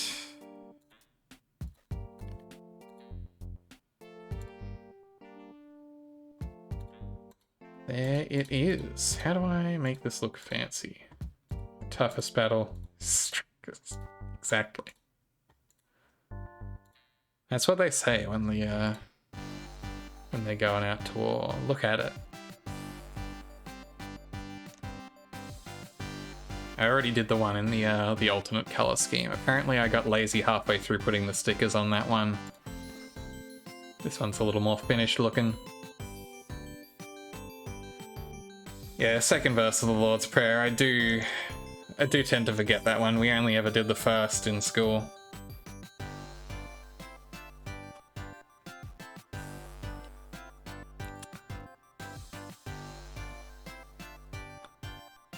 I'm just gonna relax my neck for a sec here. And then maybe we'll round it out by poking around some of the other games in last Call BBS here before I call it for the evening. So obviously you got the fake Gundams, you've got the Juicebox Arcade, which is ostensibly a fake MAME-style arcade emulator to be used in Japan only.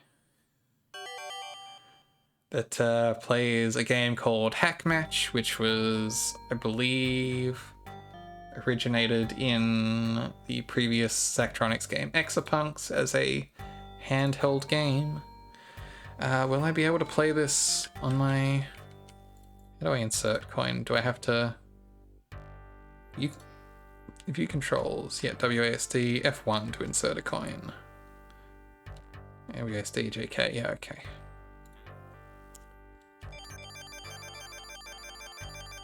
Credit feed out the butt, because that is how you do it when you've got an arcade emulator. And I might actually even... Whoa! Full screen video action.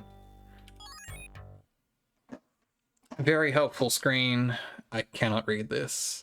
It's like a puzzle style game, like it's like one of these, like a not quite like a magical drop. Also, I'm very bad at it. Fair warning. Ah, has good fake anime on it though.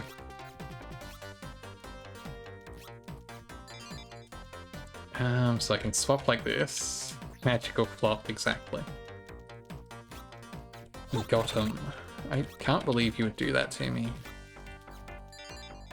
Anyway, I'm very not good at it.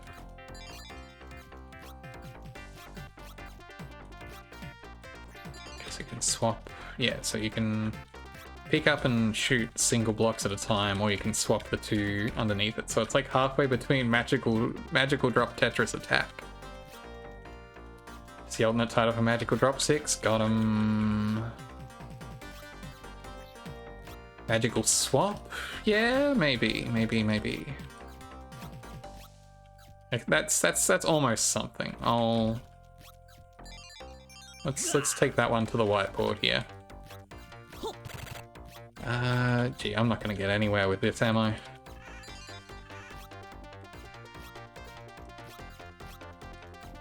I think if I can activate this somehow, that will be good, but I don't know how to activate that. Magical stop and swap, jeez. Stop and swap is such a funny, terrible idea. Like, it's very, very cute that they thought they would be able to get away with utilizing an undocumented hardware quirk like that.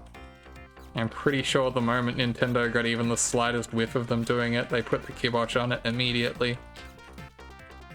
They're like, you're gonna do what? You can't have them yank that out. I think also Nintendo, yeah, changed the hardware specs. Nintendo changed the hardware specs to use, you know, reasonable. I say reasonable, I think it was still RAM bus, but yeah, it became much less feasible to swap it in a period of time that is feasible to actually do. But I suspect even if Nintendo had let the hardware be, that they would have received some sternly worded emails from Nintendo. Yeah, there was risk of electrostatic discard. Nintendo said, please do not. Many reasons that it was a doomed endeavor, I think. So that was Hack Match. This is Dungeons and Diagrams, which is a neat little number puzzle, which... yeah, Flag Badger to into a Sonic and Knuckles cart. Stop and or swap. So I'll just pat thumb through the instructions here. It's a grid-based puzzle. The number on a row or column indicates how many walls are in that row or column. And there's basic rules for how you lay this out. Yeah, that's how you get Shenlong. Every empty space is part of either a treasure room or a hallway. Treasure rooms are always a 3x3 area with a single entrance and a single chest. Every monster is in a dead end, so there can only be one route into a monster tile, and every dead end contains a monster, so there's never pretty self-explanatory. All empty spaces connect into a single contiguous shape, and diagonal spaces are not considered adjacent. Hallways are always one tile wide, and there'll never be a 2x2 block of empty spaces outside within a treasure room. It is really cool. It is a really well-defined little puzzle rule set, and it's kind of like doing extra mean. It's not quite as brain off as Picross, but it's not quite like Sudoku involved. This Fire Emblem looks like it's finally iterating on the formula. Yeah. So these are all mimics. They are monsters and not treasures to be placed in treasure rooms. So each of them is going to be at the end of a hallway, which means one of these is going to be a wall in either case. There's 5 walls in this row, so I can tell that 4 of them are going to be along here. Because there can't be there couldn't be a blank in the middle there because there's no monster in it. Yeah, those are clearly treasure. You can tell from their shifty eyes. No way it could be anything else.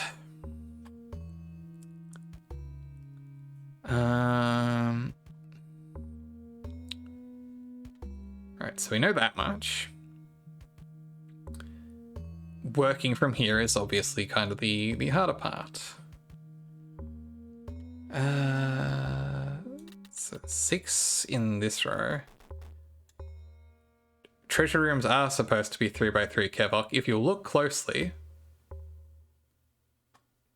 I mean, I know you're probably doing the same bit that is just that you're playing along with here, but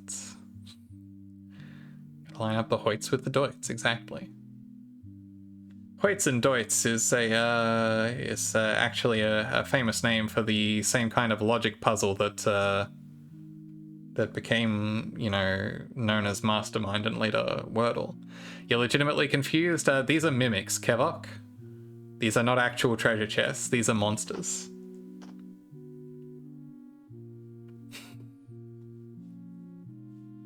As I said, you may notice from their shifty eyes. I'm not sure how well they play at stream resolution.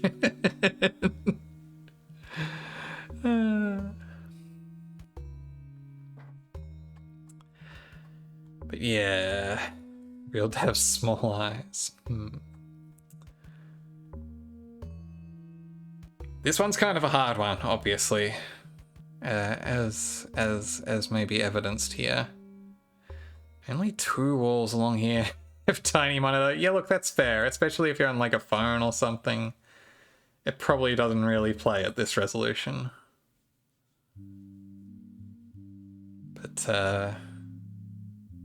if you can look closely, you can see that they are in fact mimics. Hence the Oblivion Horde. It's not real treasure, it's... let me see if I can pull up one that I will not spend forever just staring at. The Minotaur's Pursuit. This one's also a bit tricky since you've just got the one monster here.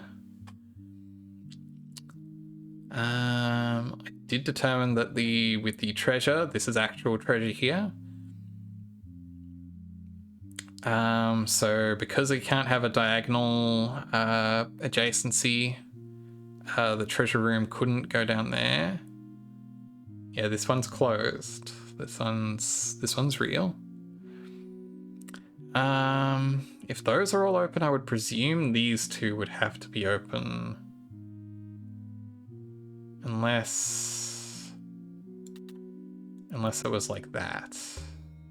I don't think that works. That doesn't seem right. I forget if that's something you can actually do. Well, I guess not in that case, because there would only be one entrance to the treasure room, so that can't be right. So I think that has to be the way that plays out.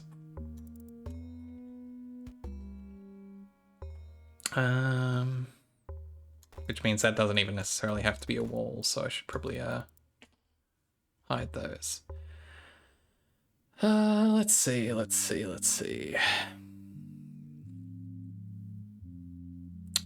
This one's also a tricky one. As you may have noticed, I'm down into the bottom row of these instead of some of the more simplistic ones up the top. How about this? The engine of the Golomancer.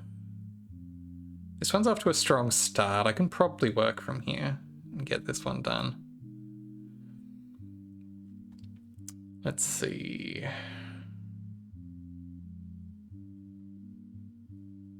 Gotta stand up. Good luck with it. You're out there with jobs and meetings and shit. Don't know how you'll do it. I am telling you that a goal manced this engine.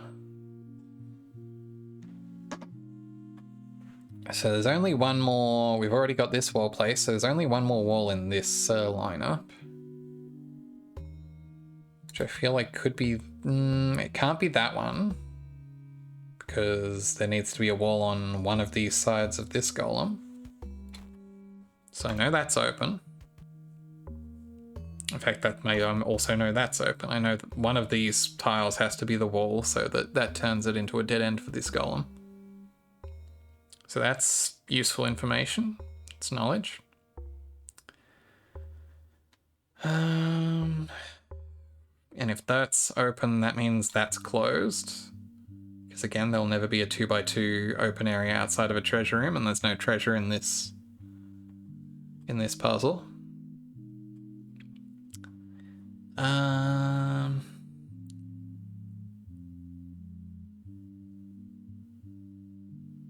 Let's see.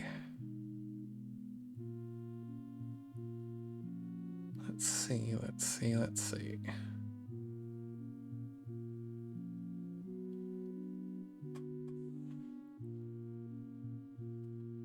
There's 4 in here, which means one of these needs to be open. Again, it's just a matter of figuring out which one. I would say probably one like this one that's numbered. It's only got 2 walls in there. It's probably pretty open there, but... Or I guess this one with 1 here. Actually, since there's only 1 here, I'm guessing it's not that. Yeah, because if it was that, then I would need to have like a run of 4 along here or something, and that doesn't work at all. So I think that one's the opening for this monster, which means I can pencil those in. Which means I know that the rest of that is open. And I know that there's one on that side of there.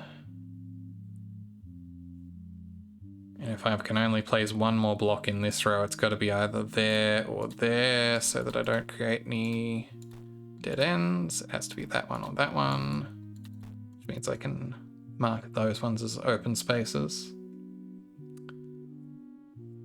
When you unlock the Wario puzzles, there is... I think once you complete the full square, there is actually a set of some ludicrous amount of algorithmically generated puzzles, which both A, suggests that the ones up till now were not algorithmically generated at all and were all hand designed, and B, also seems truly horrifying. In a good way. I love the idea that there is potentially near infinite numbers of these just waiting to be done. In a way that's probably more satisfying than doing actual, like, computer-generated Picross. Because I know there are, like, those, like, infinite, like, generated Picross puzzles, and I'm like, yeah, but then you're not making... Then you're not making real pictures, you're just kind of making smatterings of junk that are algorithmically aligned. Good, man-made horrors within my comprehension. Much preferable. Yeah, you're just making Picross NFTs. It's almost that bad. Almost that bad.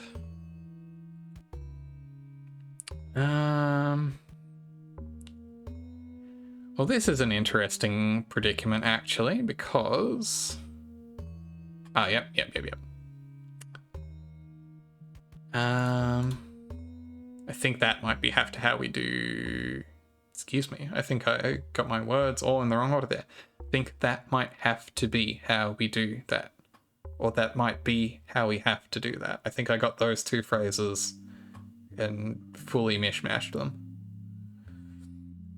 But I think that's the only way we can fit a single block in there without generating any weird 2x2s or dead ends. The mods are not asleep. I am watching. I know that Leah will come back from whatever important work she's doing.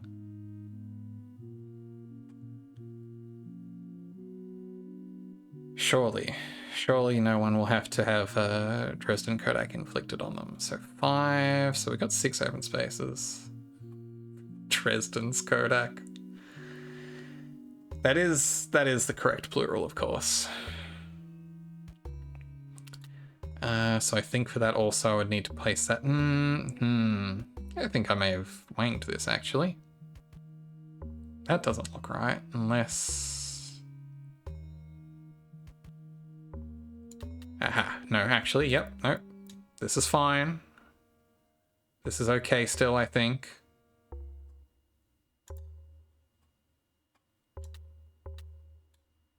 Yes.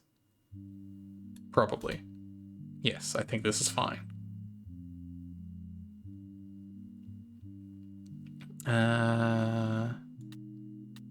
Yep, 1, 2, 3, 4. Yep, excellent. Okay, yes. And I think, I have to put that there. I'm really sorry about the call, Leah. But please be respectful and do not inflict Dresden Kodak on my wife. So that's an opening there, which means one of these. I think there. See? Seeded the Cognito Hazard. I'm sorry. I did it.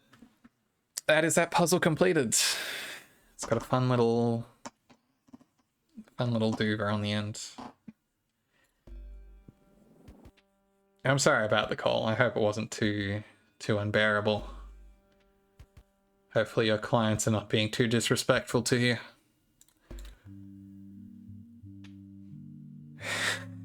Teeth made the call. I didn't know that your new gig was representing private investigators or estate agents or yacht dealers in Florida. I didn't know that was the kind of business you were in. I mean, I guess those people probably need websites too. Look at these mantis people. It's undercover, yeah.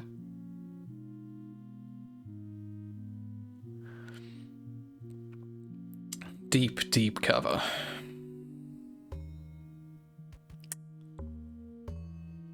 Right. Never become any of those. I think I can take that on board. I do not intend to make any of those my profession anytime soon.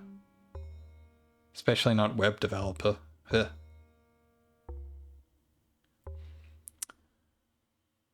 This one's a bit more of a head scratcher than the previous one. I think having solved one puzzle, I can probably move on to showing off something else.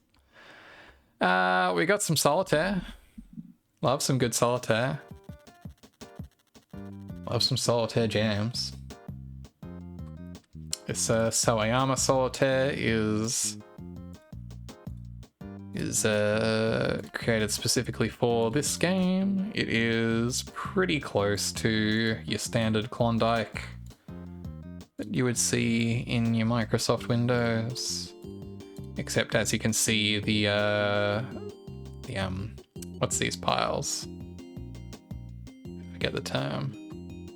These piles are busy. I'm sorry, Clon lesbian. No, look, I'm allowed to say it.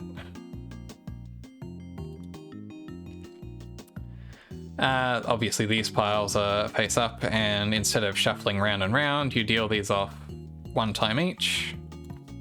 Whoops, there those go. And once you've dealt off the whole thing, you get a free cell up there to move them around into. So it's a bit more solvable, a bit more forgiving than your standard Klondike. Before I'm a bit rusty and out of practice at it. I've been playing more regular solitaire in the times when I have to find something to do on my phone at work. And not a lot of moves there. I feel like there should be something I can do with this, and there is. I'm very smart. I said I'm out of practice. I didn't say I've never played this. Look, before I booted this game up tonight, the last time I had played this game was last year in December. I play a lot of solitaire, Tigged.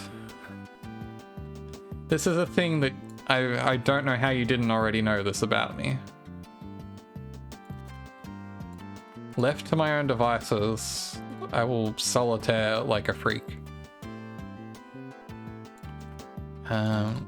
Move that over there, and this one. Why is the left obsessed with solitaire? Because we love not doing work, mostly. That's my excuse. Can I do anything with this 8? Not really. Red 7, yeah. Now, I do understand that solitaire is probably not the most riveting viewing experience, but at least you get some hot jams.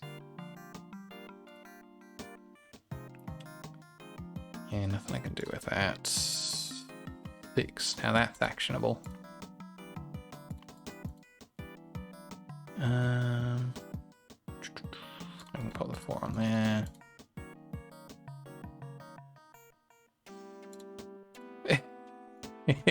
Yeah, we can leave the copy pasta at that, I think.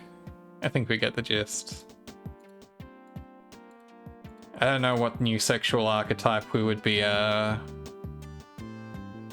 developing there. In the Petersonian sense. Probably best not to think too hard about it. Okay. Yeah. Exactly, it's not much of anything there. Hey, here we go. Take it. I've got a pun coming on. Can we work in something about free cells? Eh? Alright.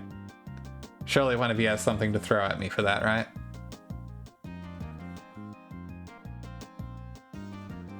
Here, I'll do it myself.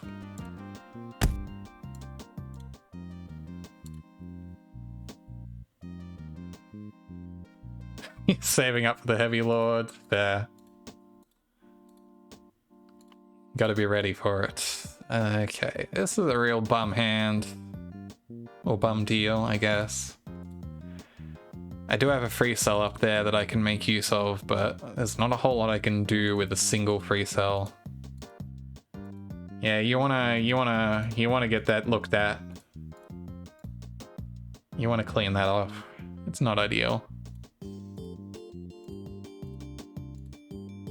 Leah, I'm sorry about your stream experience this morning. And how it is relating to your work experience. Tigged can make it worse though, don't worry. If I know one thing about Tigged, that is the Tigged promise. Well, I don't think that's actually helped me very much at all. That bad. Oh.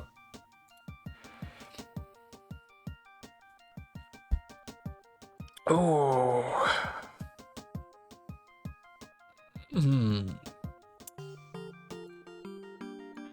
Well, that's more than I needed to know about the continuing adventures of Dresden Kodak. Let's play a different kind of solitaire instead. I'm going to play it on easy because I'm a scrub.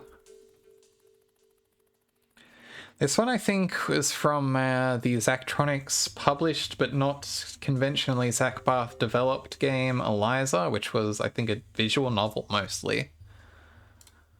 But it also featured a solitaire game because as a Zachtronics game, it is legally obliged. Getting out the gunpla again, look. I would say that most of these games could be argued to be a kind of solitaire. The way this one works is you can stack light cards on light cards, and you want to move full stacks of 4 light cards into the free cells. And obviously you want to have all of the cards stacked in the end. So a bit different from the Klondike style. Let's see, I can probably get these squiggly line tops out without too much trouble since they're mostly already visible up there. So it's probably a great place to start. Let's see. Got 2 of those under there and 3 on there, so if I just pop that in the free cell, I can do that and then get that out for this. Where's the other key looking guy there? That can have its free cell too. Alright, where's the other one of these? It's buried under there.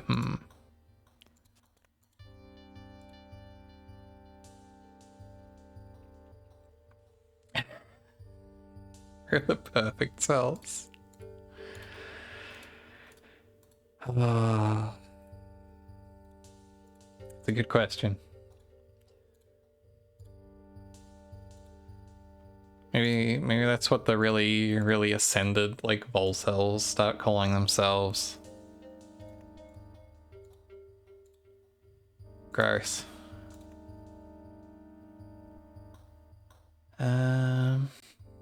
Let's see these. It's harder to talk out loud about the strategy behind this because of all the they're not really, you know, numbered and so then they blow up the planet, exactly. Well, that I can believe.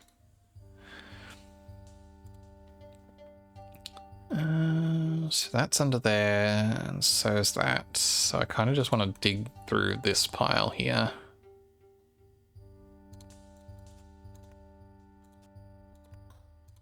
Do that. Knock those out. From here we should probably be able to do the rest of this without too much trouble. I think we've got enough free cells that we can sort of just move with impunity here.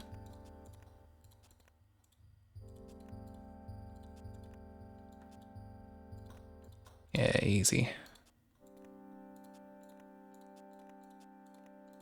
No trouble at all. I guess that's why it's the easy difficulty.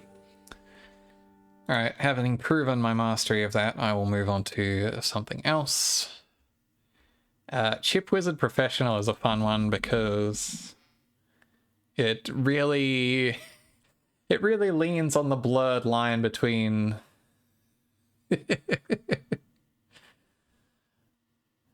for some reason, because there were no spaces in there, I wanted to read that as being like a really janky like Francoface's like emote code or something. Anyway, this Chip Wizard Professional here kind of leans on the blurring of the line between Zachtronics games and just doing actual programming and hardware engineering work, where it is ostensibly, the joke is that it's ostensibly just kind of actual CAD circuit design. And or combo gate. If gate is high, out X should be high when in A and in B are high. I think I left off here because I was like, this is outstripping my very basic, I don't want to think too hard about discrete mathematics. Yeah, so a Zachtronics game. That is, yeah, it is literally just a Zachtronics game, of course, but but in fiction it is supposed to be just a piece of CAD software. But obviously it has all the things that a game has. Zach Barth wanted to be an engineer. Oh, I think he wanted to be a teacher. We will bug. We will go to the 20th century food court.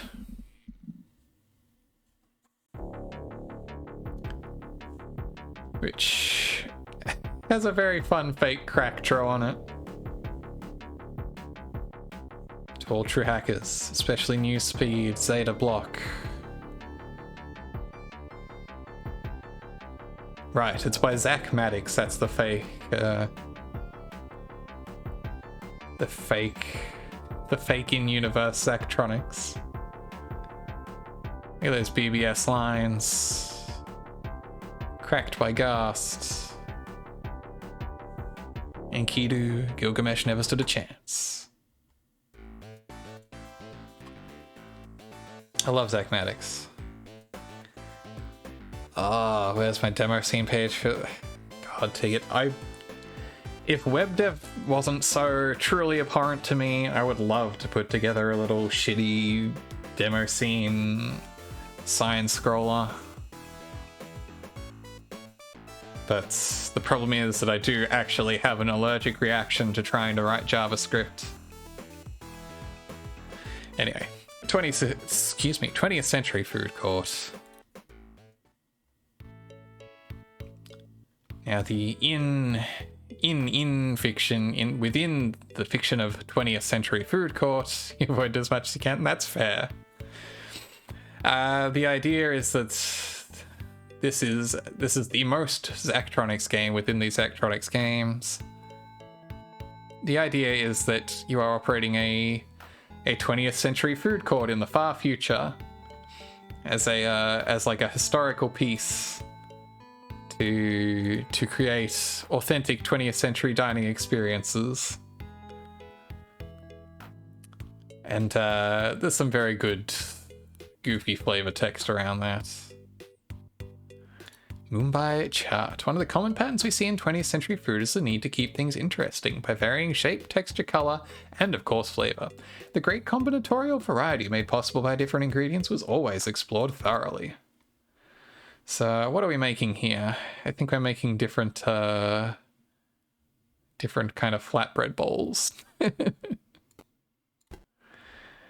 Okay, how does this work?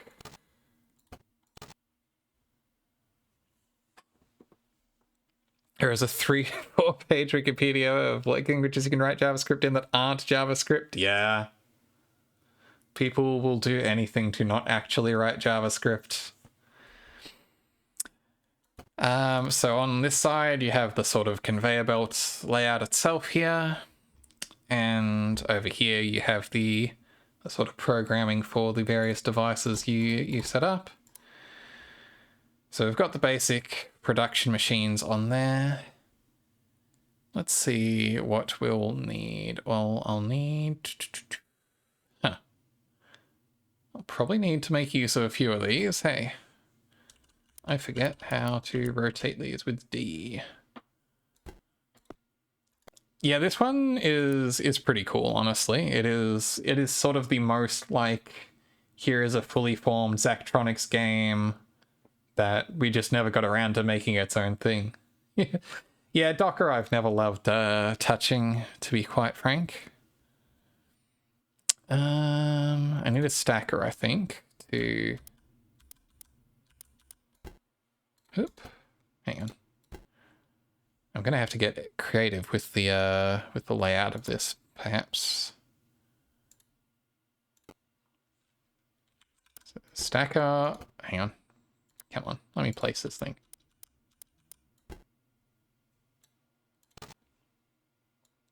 Oh wait, actually, I'll need to place that down there. Do that.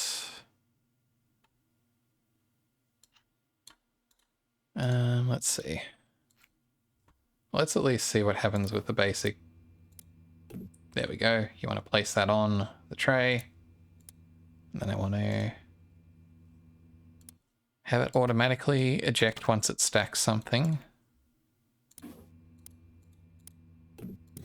Like so. That product cannot be rolled. Ah, I see. I don't want to stack that yet. Well, let's just... Oh, this product cannot be rolled. Ah, okay. Yep. So since the tray comes out no matter what, okay. So I think I need to do that immediately. Then have it go into the stacker here.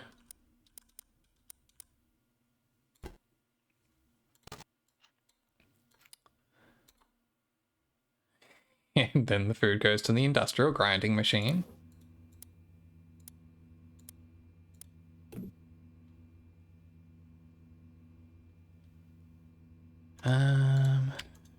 I probably need to fry it before it goes on there.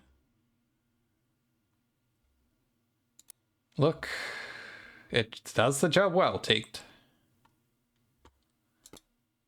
Do I just want to stick a fryer straight in there afterwards? Oops. Oh, how am I going to make the fryer run for the right amount of time? Do I just want to immediately, like, flash fry it, or do I need to hold it in there for a moment?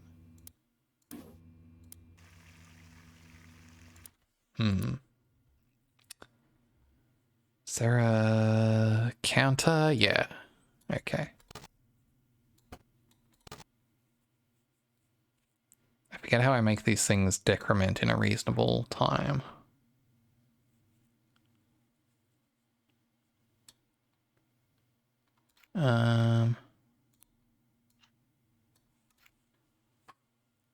Yeah, you don't. Exactly. Sequencer plays back a pre-programmed sequence of output signals. Ooh. That seems fancy.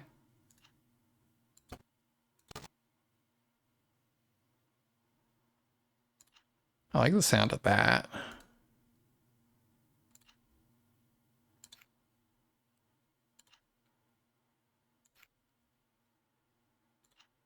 Oh, I can make it go... Dut, dut. Dut, dut. Hang on, okay, yeah.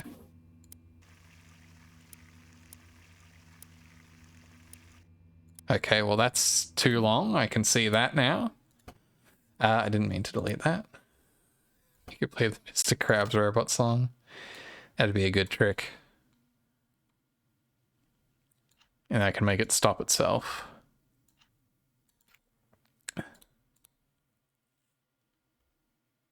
So I was wondering if you could sequence that song again. Ah, I see. That's how the little perfectly cooked counter works here. Okay, promising so far. That one exactly. I'll do my best. I'll do my best. That's not true.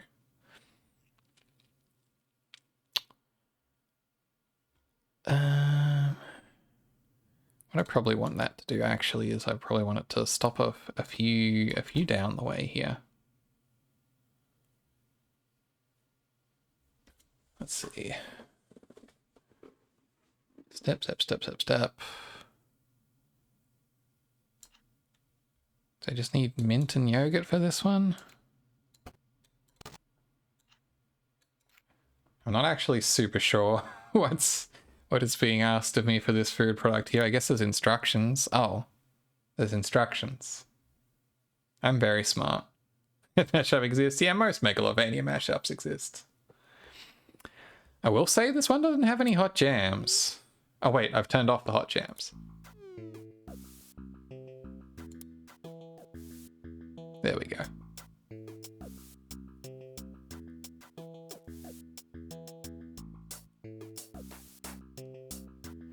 Ah, I see.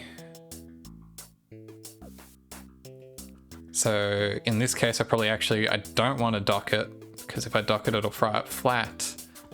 And I actually want it to fry up into a little bowl here. Cyberpunk 1998, yeah. So what I actually need is more machines. Sorter holds a product until an input is activated and dispatches it to a direction specified by the inputs. Here we go. This is what I need.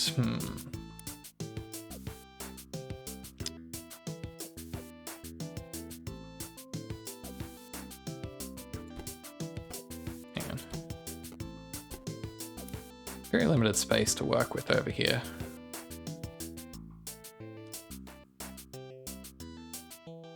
Actually, maybe a router is more useful for this. Because it's state-based, yes. Instead of holding something until I release it. That seems much more useful. Okay.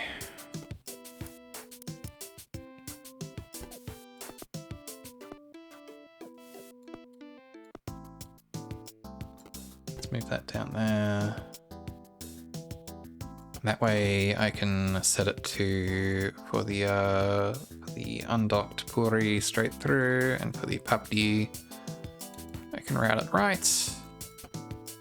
Nice and easy. Exactly what a lot of steps to go through for a shawarma, yeah. Look. It takes advanced engineering when you don't have any people involved in the process. And I'm gonna drop the fryer on this end.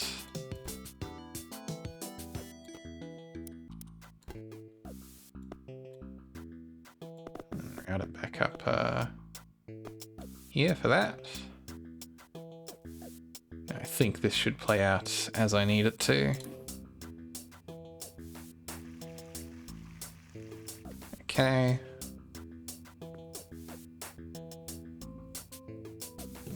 And then I just need to deal with the fillings. Yes, I can tell that product does not match the order.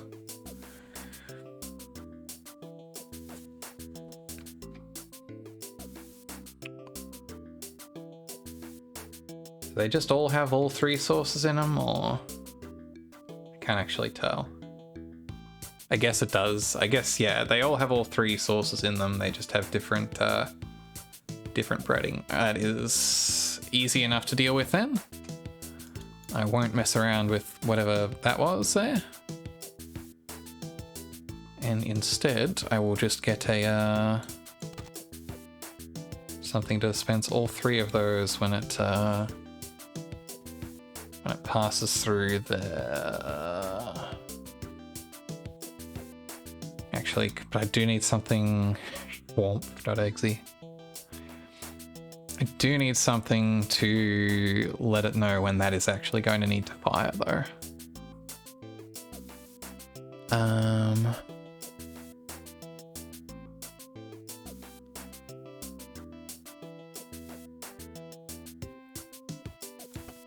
But fundamentally, I just want to multiplex a single input onto this output. Do I need this counter? What did I get this counter out for? Probably for that, before I realized that I could do it a better way.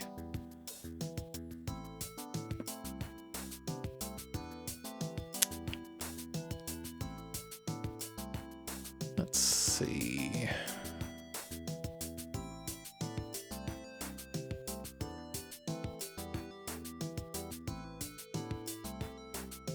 If I...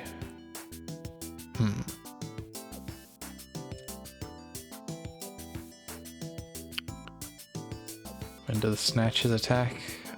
Look, there's a lot of levels left. I can't rule it out.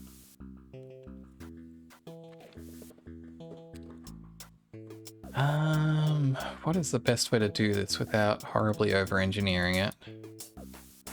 Which I feel like the sequencer is already pushing it. I feel like that's probably something I could be organizing with a counter, but I simply cannot be bothered to at this point in time.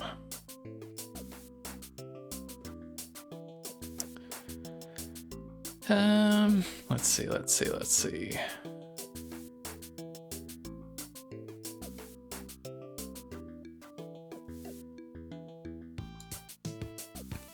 on, maybe I can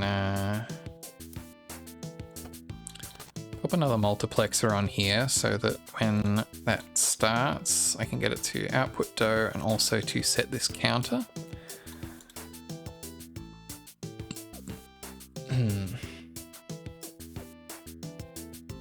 No, that doesn't seem right. Because if I just trigger the eject to decrement it by 1, your Schwam machine costs $87.4 million. Look, it only costs 150,000. I think you'll find. I think you'll find this is very economical. Oh dear.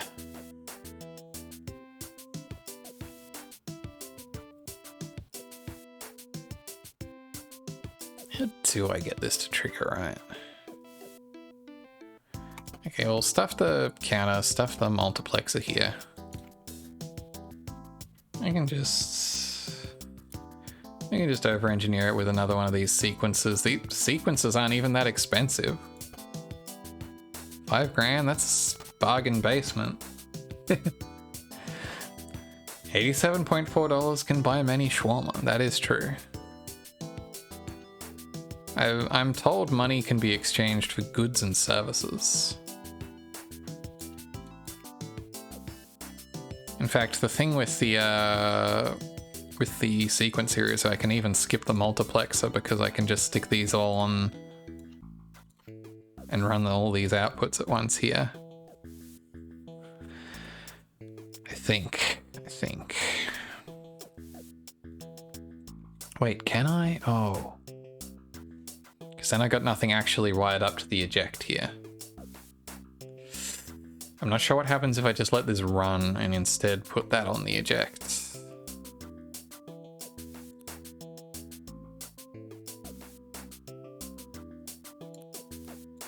Let's see what happens.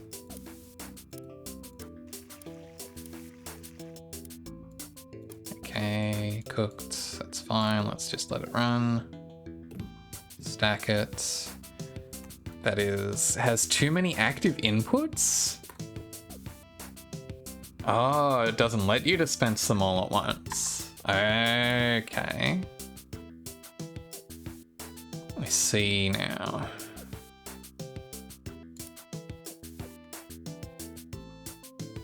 Holds each product until an input is activated. So I can't put that over the stacker, but can I put it over a sorter? Yes, I can. Okay. I do need to splorch, glorch, and blorch in sequence. You're quite right. Okay. It's up there. I do want it to go in that direction, please. And that'll still go in the right direction here. Okay. I think this is what I need. And that actually means I can skip this nonsense here. I can still have that just stack and eject. Actually, I probably do still need a sequencer so I can have it splorch, gorch, and blorch in sequence, as you rightly point out.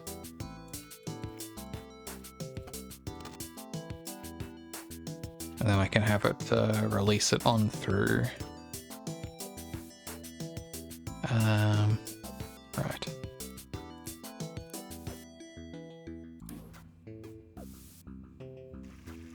So assuming there aren't any horrible sequencer mishaps from the fact that I haven't gotten it to stop.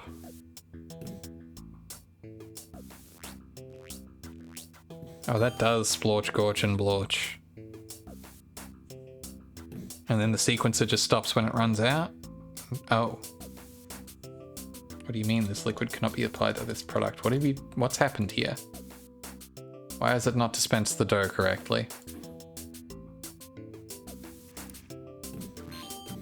I got through one of them and then it just cacked it. I'm not thrilled about that. So this is fine.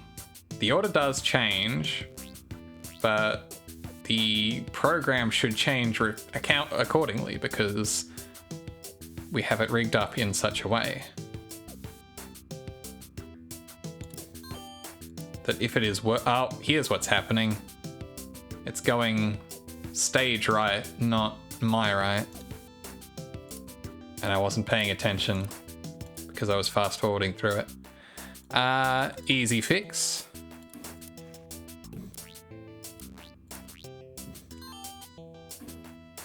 There we go. Now it's being routed the correct way. To be cooked as a flatter bread.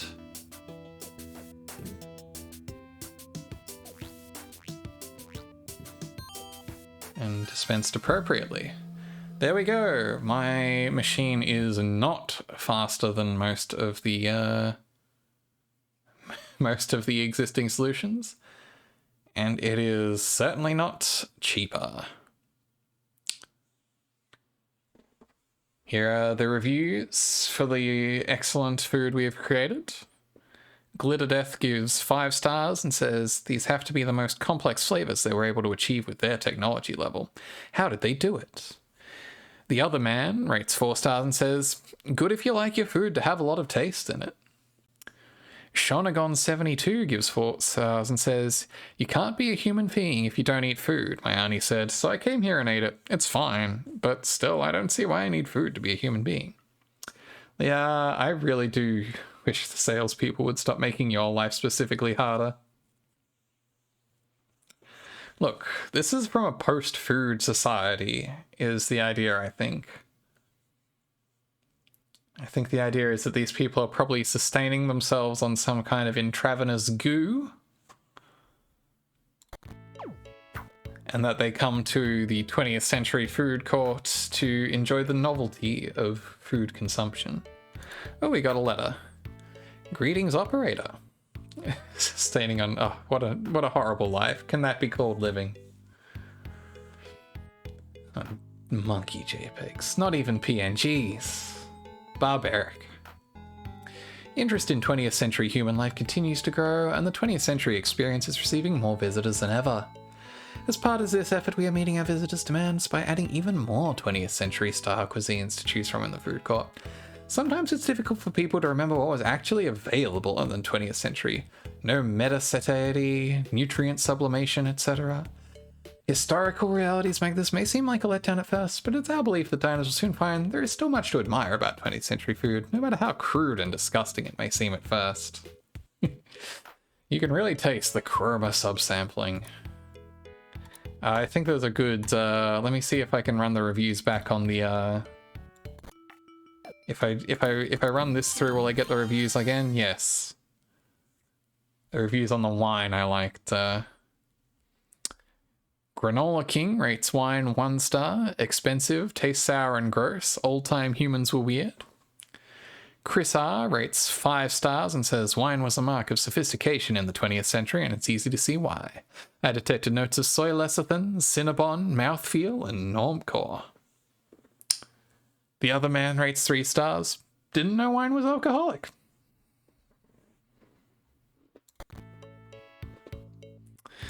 Anyway, it's getting pretty late over here, but I think I have time to check out the mysteries of the Mr. Chili machine. A type of iced cream that became popular throughout dining establishments of the time period. Soft serve was an inexpensive treat the whole pod could enjoy. Note that this product is served cold at a period-accurate temperature of negative 273.15 degrees Celsius. You know, you get your soft serve at absolute zero, or as close to it as we can achieve, right? Delve into mystery. I will. Let's check the instructions for this. Ah, I see. This looks exciting. I've gotta really multiplex these chocolate and vanilla twists into smalls, mediums, and larges. Is this a different song track than the last time? I think it is.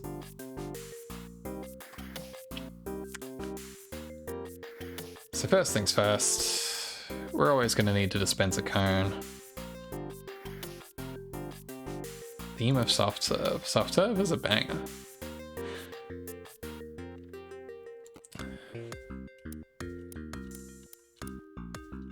So I think I always need to basically stack my cone on first.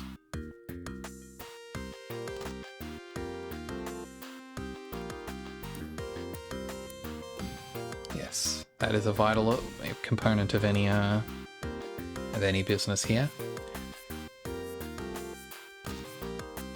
Do you get choco and vanilla by telling it to output chocolate and vanilla at the same time to get the swirl? Probably, right? Oh no, it's... yeah, no, that must be how you do it, dispense that. Self-serve theme is a bop.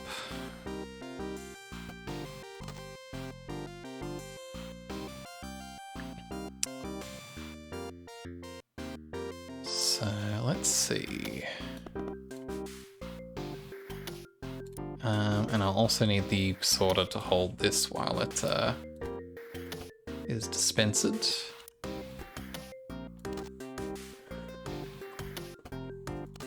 What other machines have we got here? Got a deluxe counter over here, which can both output at 0 and also while it's still positive, which is a useful tool to have.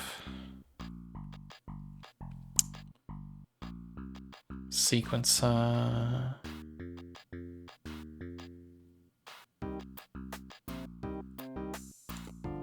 Scanner. Right. So you can use this scanner to introduce some amount of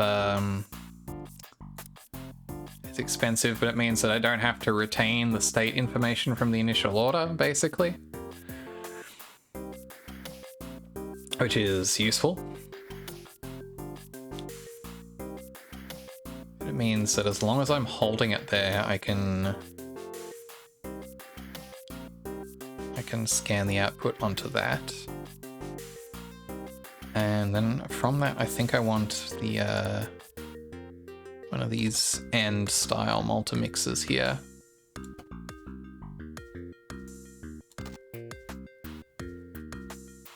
Wait, do I? Maybe I just need regular style multimixers to... yeah, I think a regular style multimixer actually might be all I need to organize this, just so that I can turn twist into a chocolate vanilla, and you can't mix and match within a single order. It's going to be a small, medium, and large. It's all going to be of chocolate, vanilla, or twist. It's not going to be like chocolate, vanilla, chocolate. That's good. That makes this a lot easier. Wait, hang on. I'm going to need multiple multiplexers.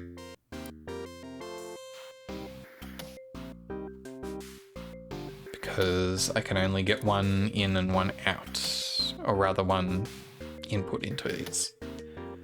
Exciting. Gigaplexers, exactly. Now that is a puzzle.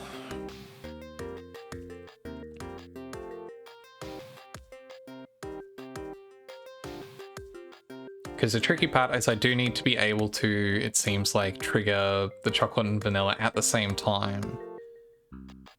Actually, I'll just use a sequencer for that. Because that's basically, the sequencer's already built for that, is for doing AB or AB. I wonder if I can get it to stop in creative ways here.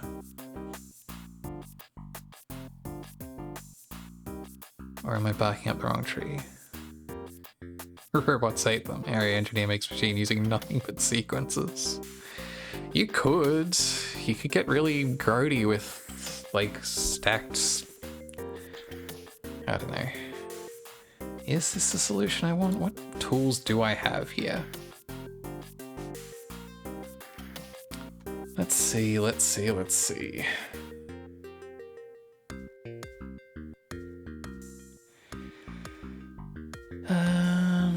I probably could have used the sensor in the previous one instead of whatever goofy setup I did have. I'm gonna need some counters. I can say that much for sure.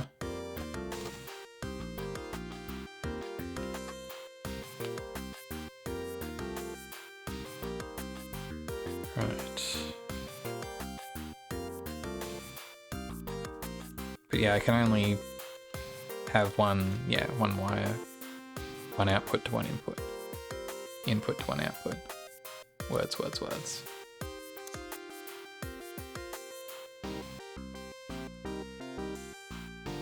And the output signal would be used up to 4 times, or signal.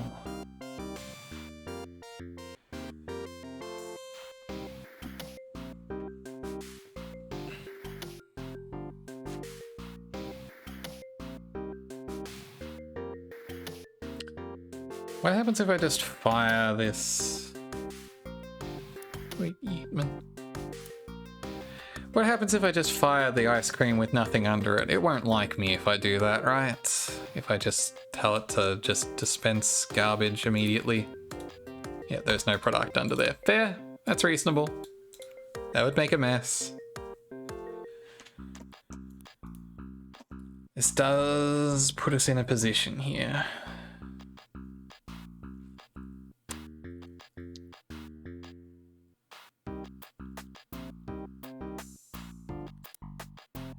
Does really put us in a position. So I can make an OR with that. Any of those OR will produce anything from that. And this is an AND gate with that and one of these inputs.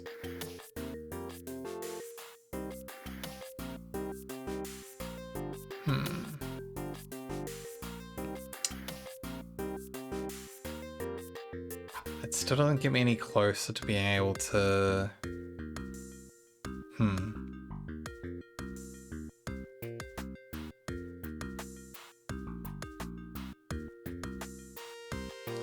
Okay, yep. Excuse me, I understand now. Because these are OR gates, I'm overthinking it. So if I just run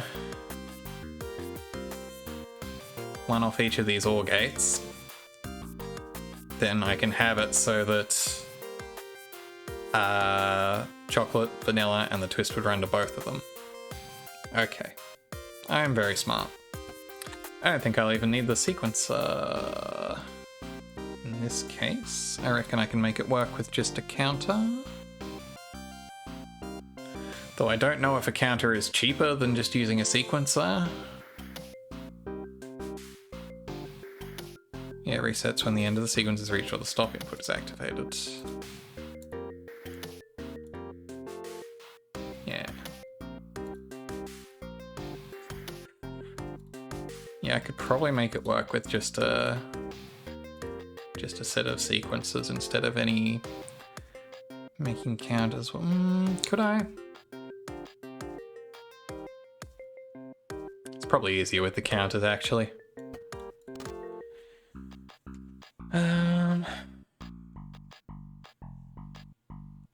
Yeah, so when this reaches 0, I want it to dispense through. I want one of these to decrement it for each squirt, which I think is as long as this is sensing, which I'll need to multiplex off a different one of these. Sense and squirt. Actually, will I need to multiplex it? I think I can just do that.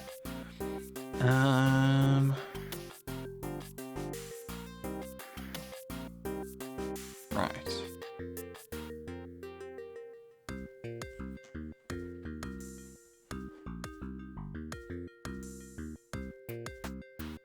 Okay, yeah, yep.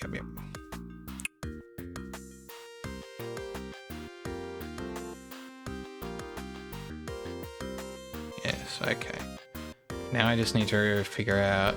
So I can tell the counter to obviously set it to 1 for 1 small, 2 for medium, 3 for large. I can just have that wired off there, that's fine. Then I just need to figure out how I translate that into dispensing the correct flavor each time. I could use some more creative multiplexing AND gates for that. I think just get really silly with the multiplexes. Right, yep. So for any positive output, I want this input to go to any of these dispensers. And this will be the chocolate, and this will be the vanilla, and this will be the twist. And do these remain lit up the whole time, or do they only trigger at the start? I'll find out, I guess. These wirings are looking really grody. Okay, yeah, those only fire at the start, but...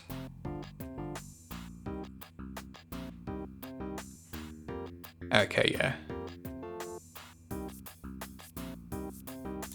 Okay, so those won't work, but if I do the ones off the scanner here, off the sensor here, that will work just as well. Look, this wiring is more legible than JavaScript. No, this wiring is never going to... This wiring is more strongly typed than JavaScript. I can work in low-level languages. I don't mind getting my hands dirty with assembly. I do keep saying this. You've called my bluff. That product doesn't match the order, you're quite right. What happened there? Okay, so you need a minimum of 1 actually, so I just need to set those up. I think we're in business here. Looks good so far.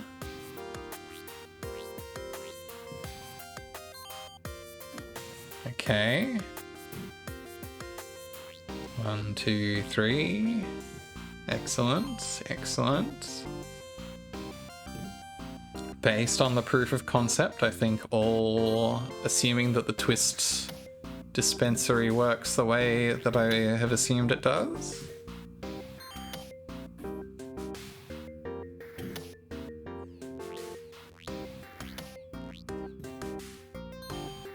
Looking good so far. Yes, it does. Excellent. Alright, after this I'm gonna call it. I've been streaming for almost 3 hours, which is longer than I intended to. It's been a fun exploit quest indeed. Not bad. Perfectly average time, which I guess makes sense. It's a pretty simple task. I can't imagine there's a lot of optimizations to be made time-wise. Slightly above the average cost, but not unreasonably so. Hungry Ghost rates this 3 stars. Cold? The year 2000 rates 1 star. An illogical way to distribute the substance. Rockabye Baby rates 5 stars. I took a date here, but we had a fight, so I was standing there alone and angry and holding my ice cream. It was the perfect old-time human experience. I suppose that's true. I suppose that's true. Oh, what do we got coming up here? Oh, we got a bit more lore dump. One of the things people always talk about Hey Junie, hope you're, I guess it's probably, I'm not sure where you are, morning coming into afternoon potentially is going alright? You've caught me just at the end of my last Call BBS stream for the night. I'm probably going to pack it in a moment, but I hope you're doing well. Kebab indeed. One of the things people always talk about when they see old computer games is how quirky they are, how much personality they seem to have, how unrestrained they feel despite all the huge technical limitations Kurt's dealing with. 9:30? Right, you're a more West Coast then. But yeah, glad you're doing alright. Maybe one reason it was like that was because there just wasn't anyone to stop you from putting whatever you wanted into the game. Whatever weird idea or strange obsession you had, you could do it, even if it was based on a personal sense of humor that didn't always exactly land. Zach Maddox being a case in point. Yeah, I'm doing pretty good. I was having a rough day earlier. I was cold and sick, but I think I was just having a rough morning. I'm feeling much better, and I think I'll get a good snooze in before long. Doing pretty okay. Glad to hear you are. What's here ahead? Kazan, or however you would say that. I'm not up on my Cyrillic, sadly. These small edible sustenance pockets are perfect for sampling and sharing. By ingeniously reducing the size of one systemic food unit, Pelmeni approaches a continuous volume while still maintaining its status as an assemblage of discrete objects. This looks good. Oh hell yes, we're making little dumplings. Definitely some kind of dumplings. They do look like tiny butts. I'm not gonna lie to you. It does seem like an assemblage of small butts. Pierogi, yes. Well, I'm sure that will be an exciting task for whenever I do return to this in, goodness knows how many minutes. But for now, I'm going to wind it down. I'm going to take it to the ending card, which I think I need to tidy up my ending card. My ending card could use some work at the moment. I have not cleaned that up nicely. Let's do that now, why not? I don't need to be visible as a VTuber on my ending card, I think. I think I can do that, and I could probably even key that to be behind the text, frankly.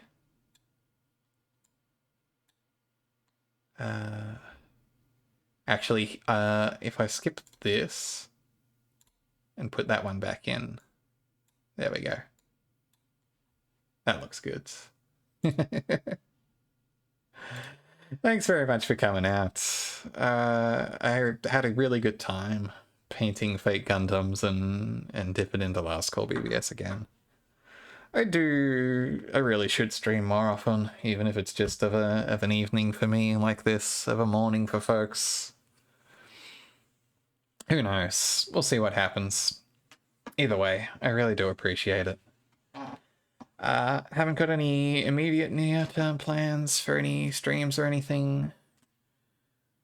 But if I do, I'll tweet about them, assuming Twitter still exists and my stream Twitter account still works. And, you know, if Twitch still works, you'll get the notification. You know where I am. I'll see y'all around. Let's see, is there anyone live I can do a good raid of tonight that would be worth doing?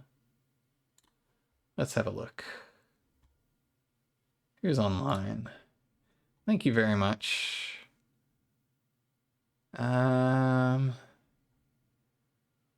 Let's see, we got Eldad's playing some kind of hard hack thing. Dub's doing some kind of art. You know what? I gotta give it up for Third Wall. Third Wall is currently still playing, to quote his hack title, the hardest room of the hardest level of the hardest Super Mario World drum hack.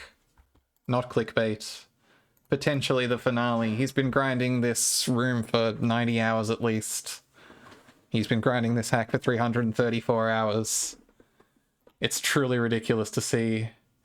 Thank you. I do like this improvised end screen that I've just managed to throw back together. I love Lena's art for it. I love any chance to show it off. Anyway, he's really been hustling on knocking out one F9. It's very impressive. It is very hard on the eyes. I will warn you going in. There is a photosensitivity warning on this stream. It is an intense visual experience. But it is also just some truly impressive Super Mario World play going on there.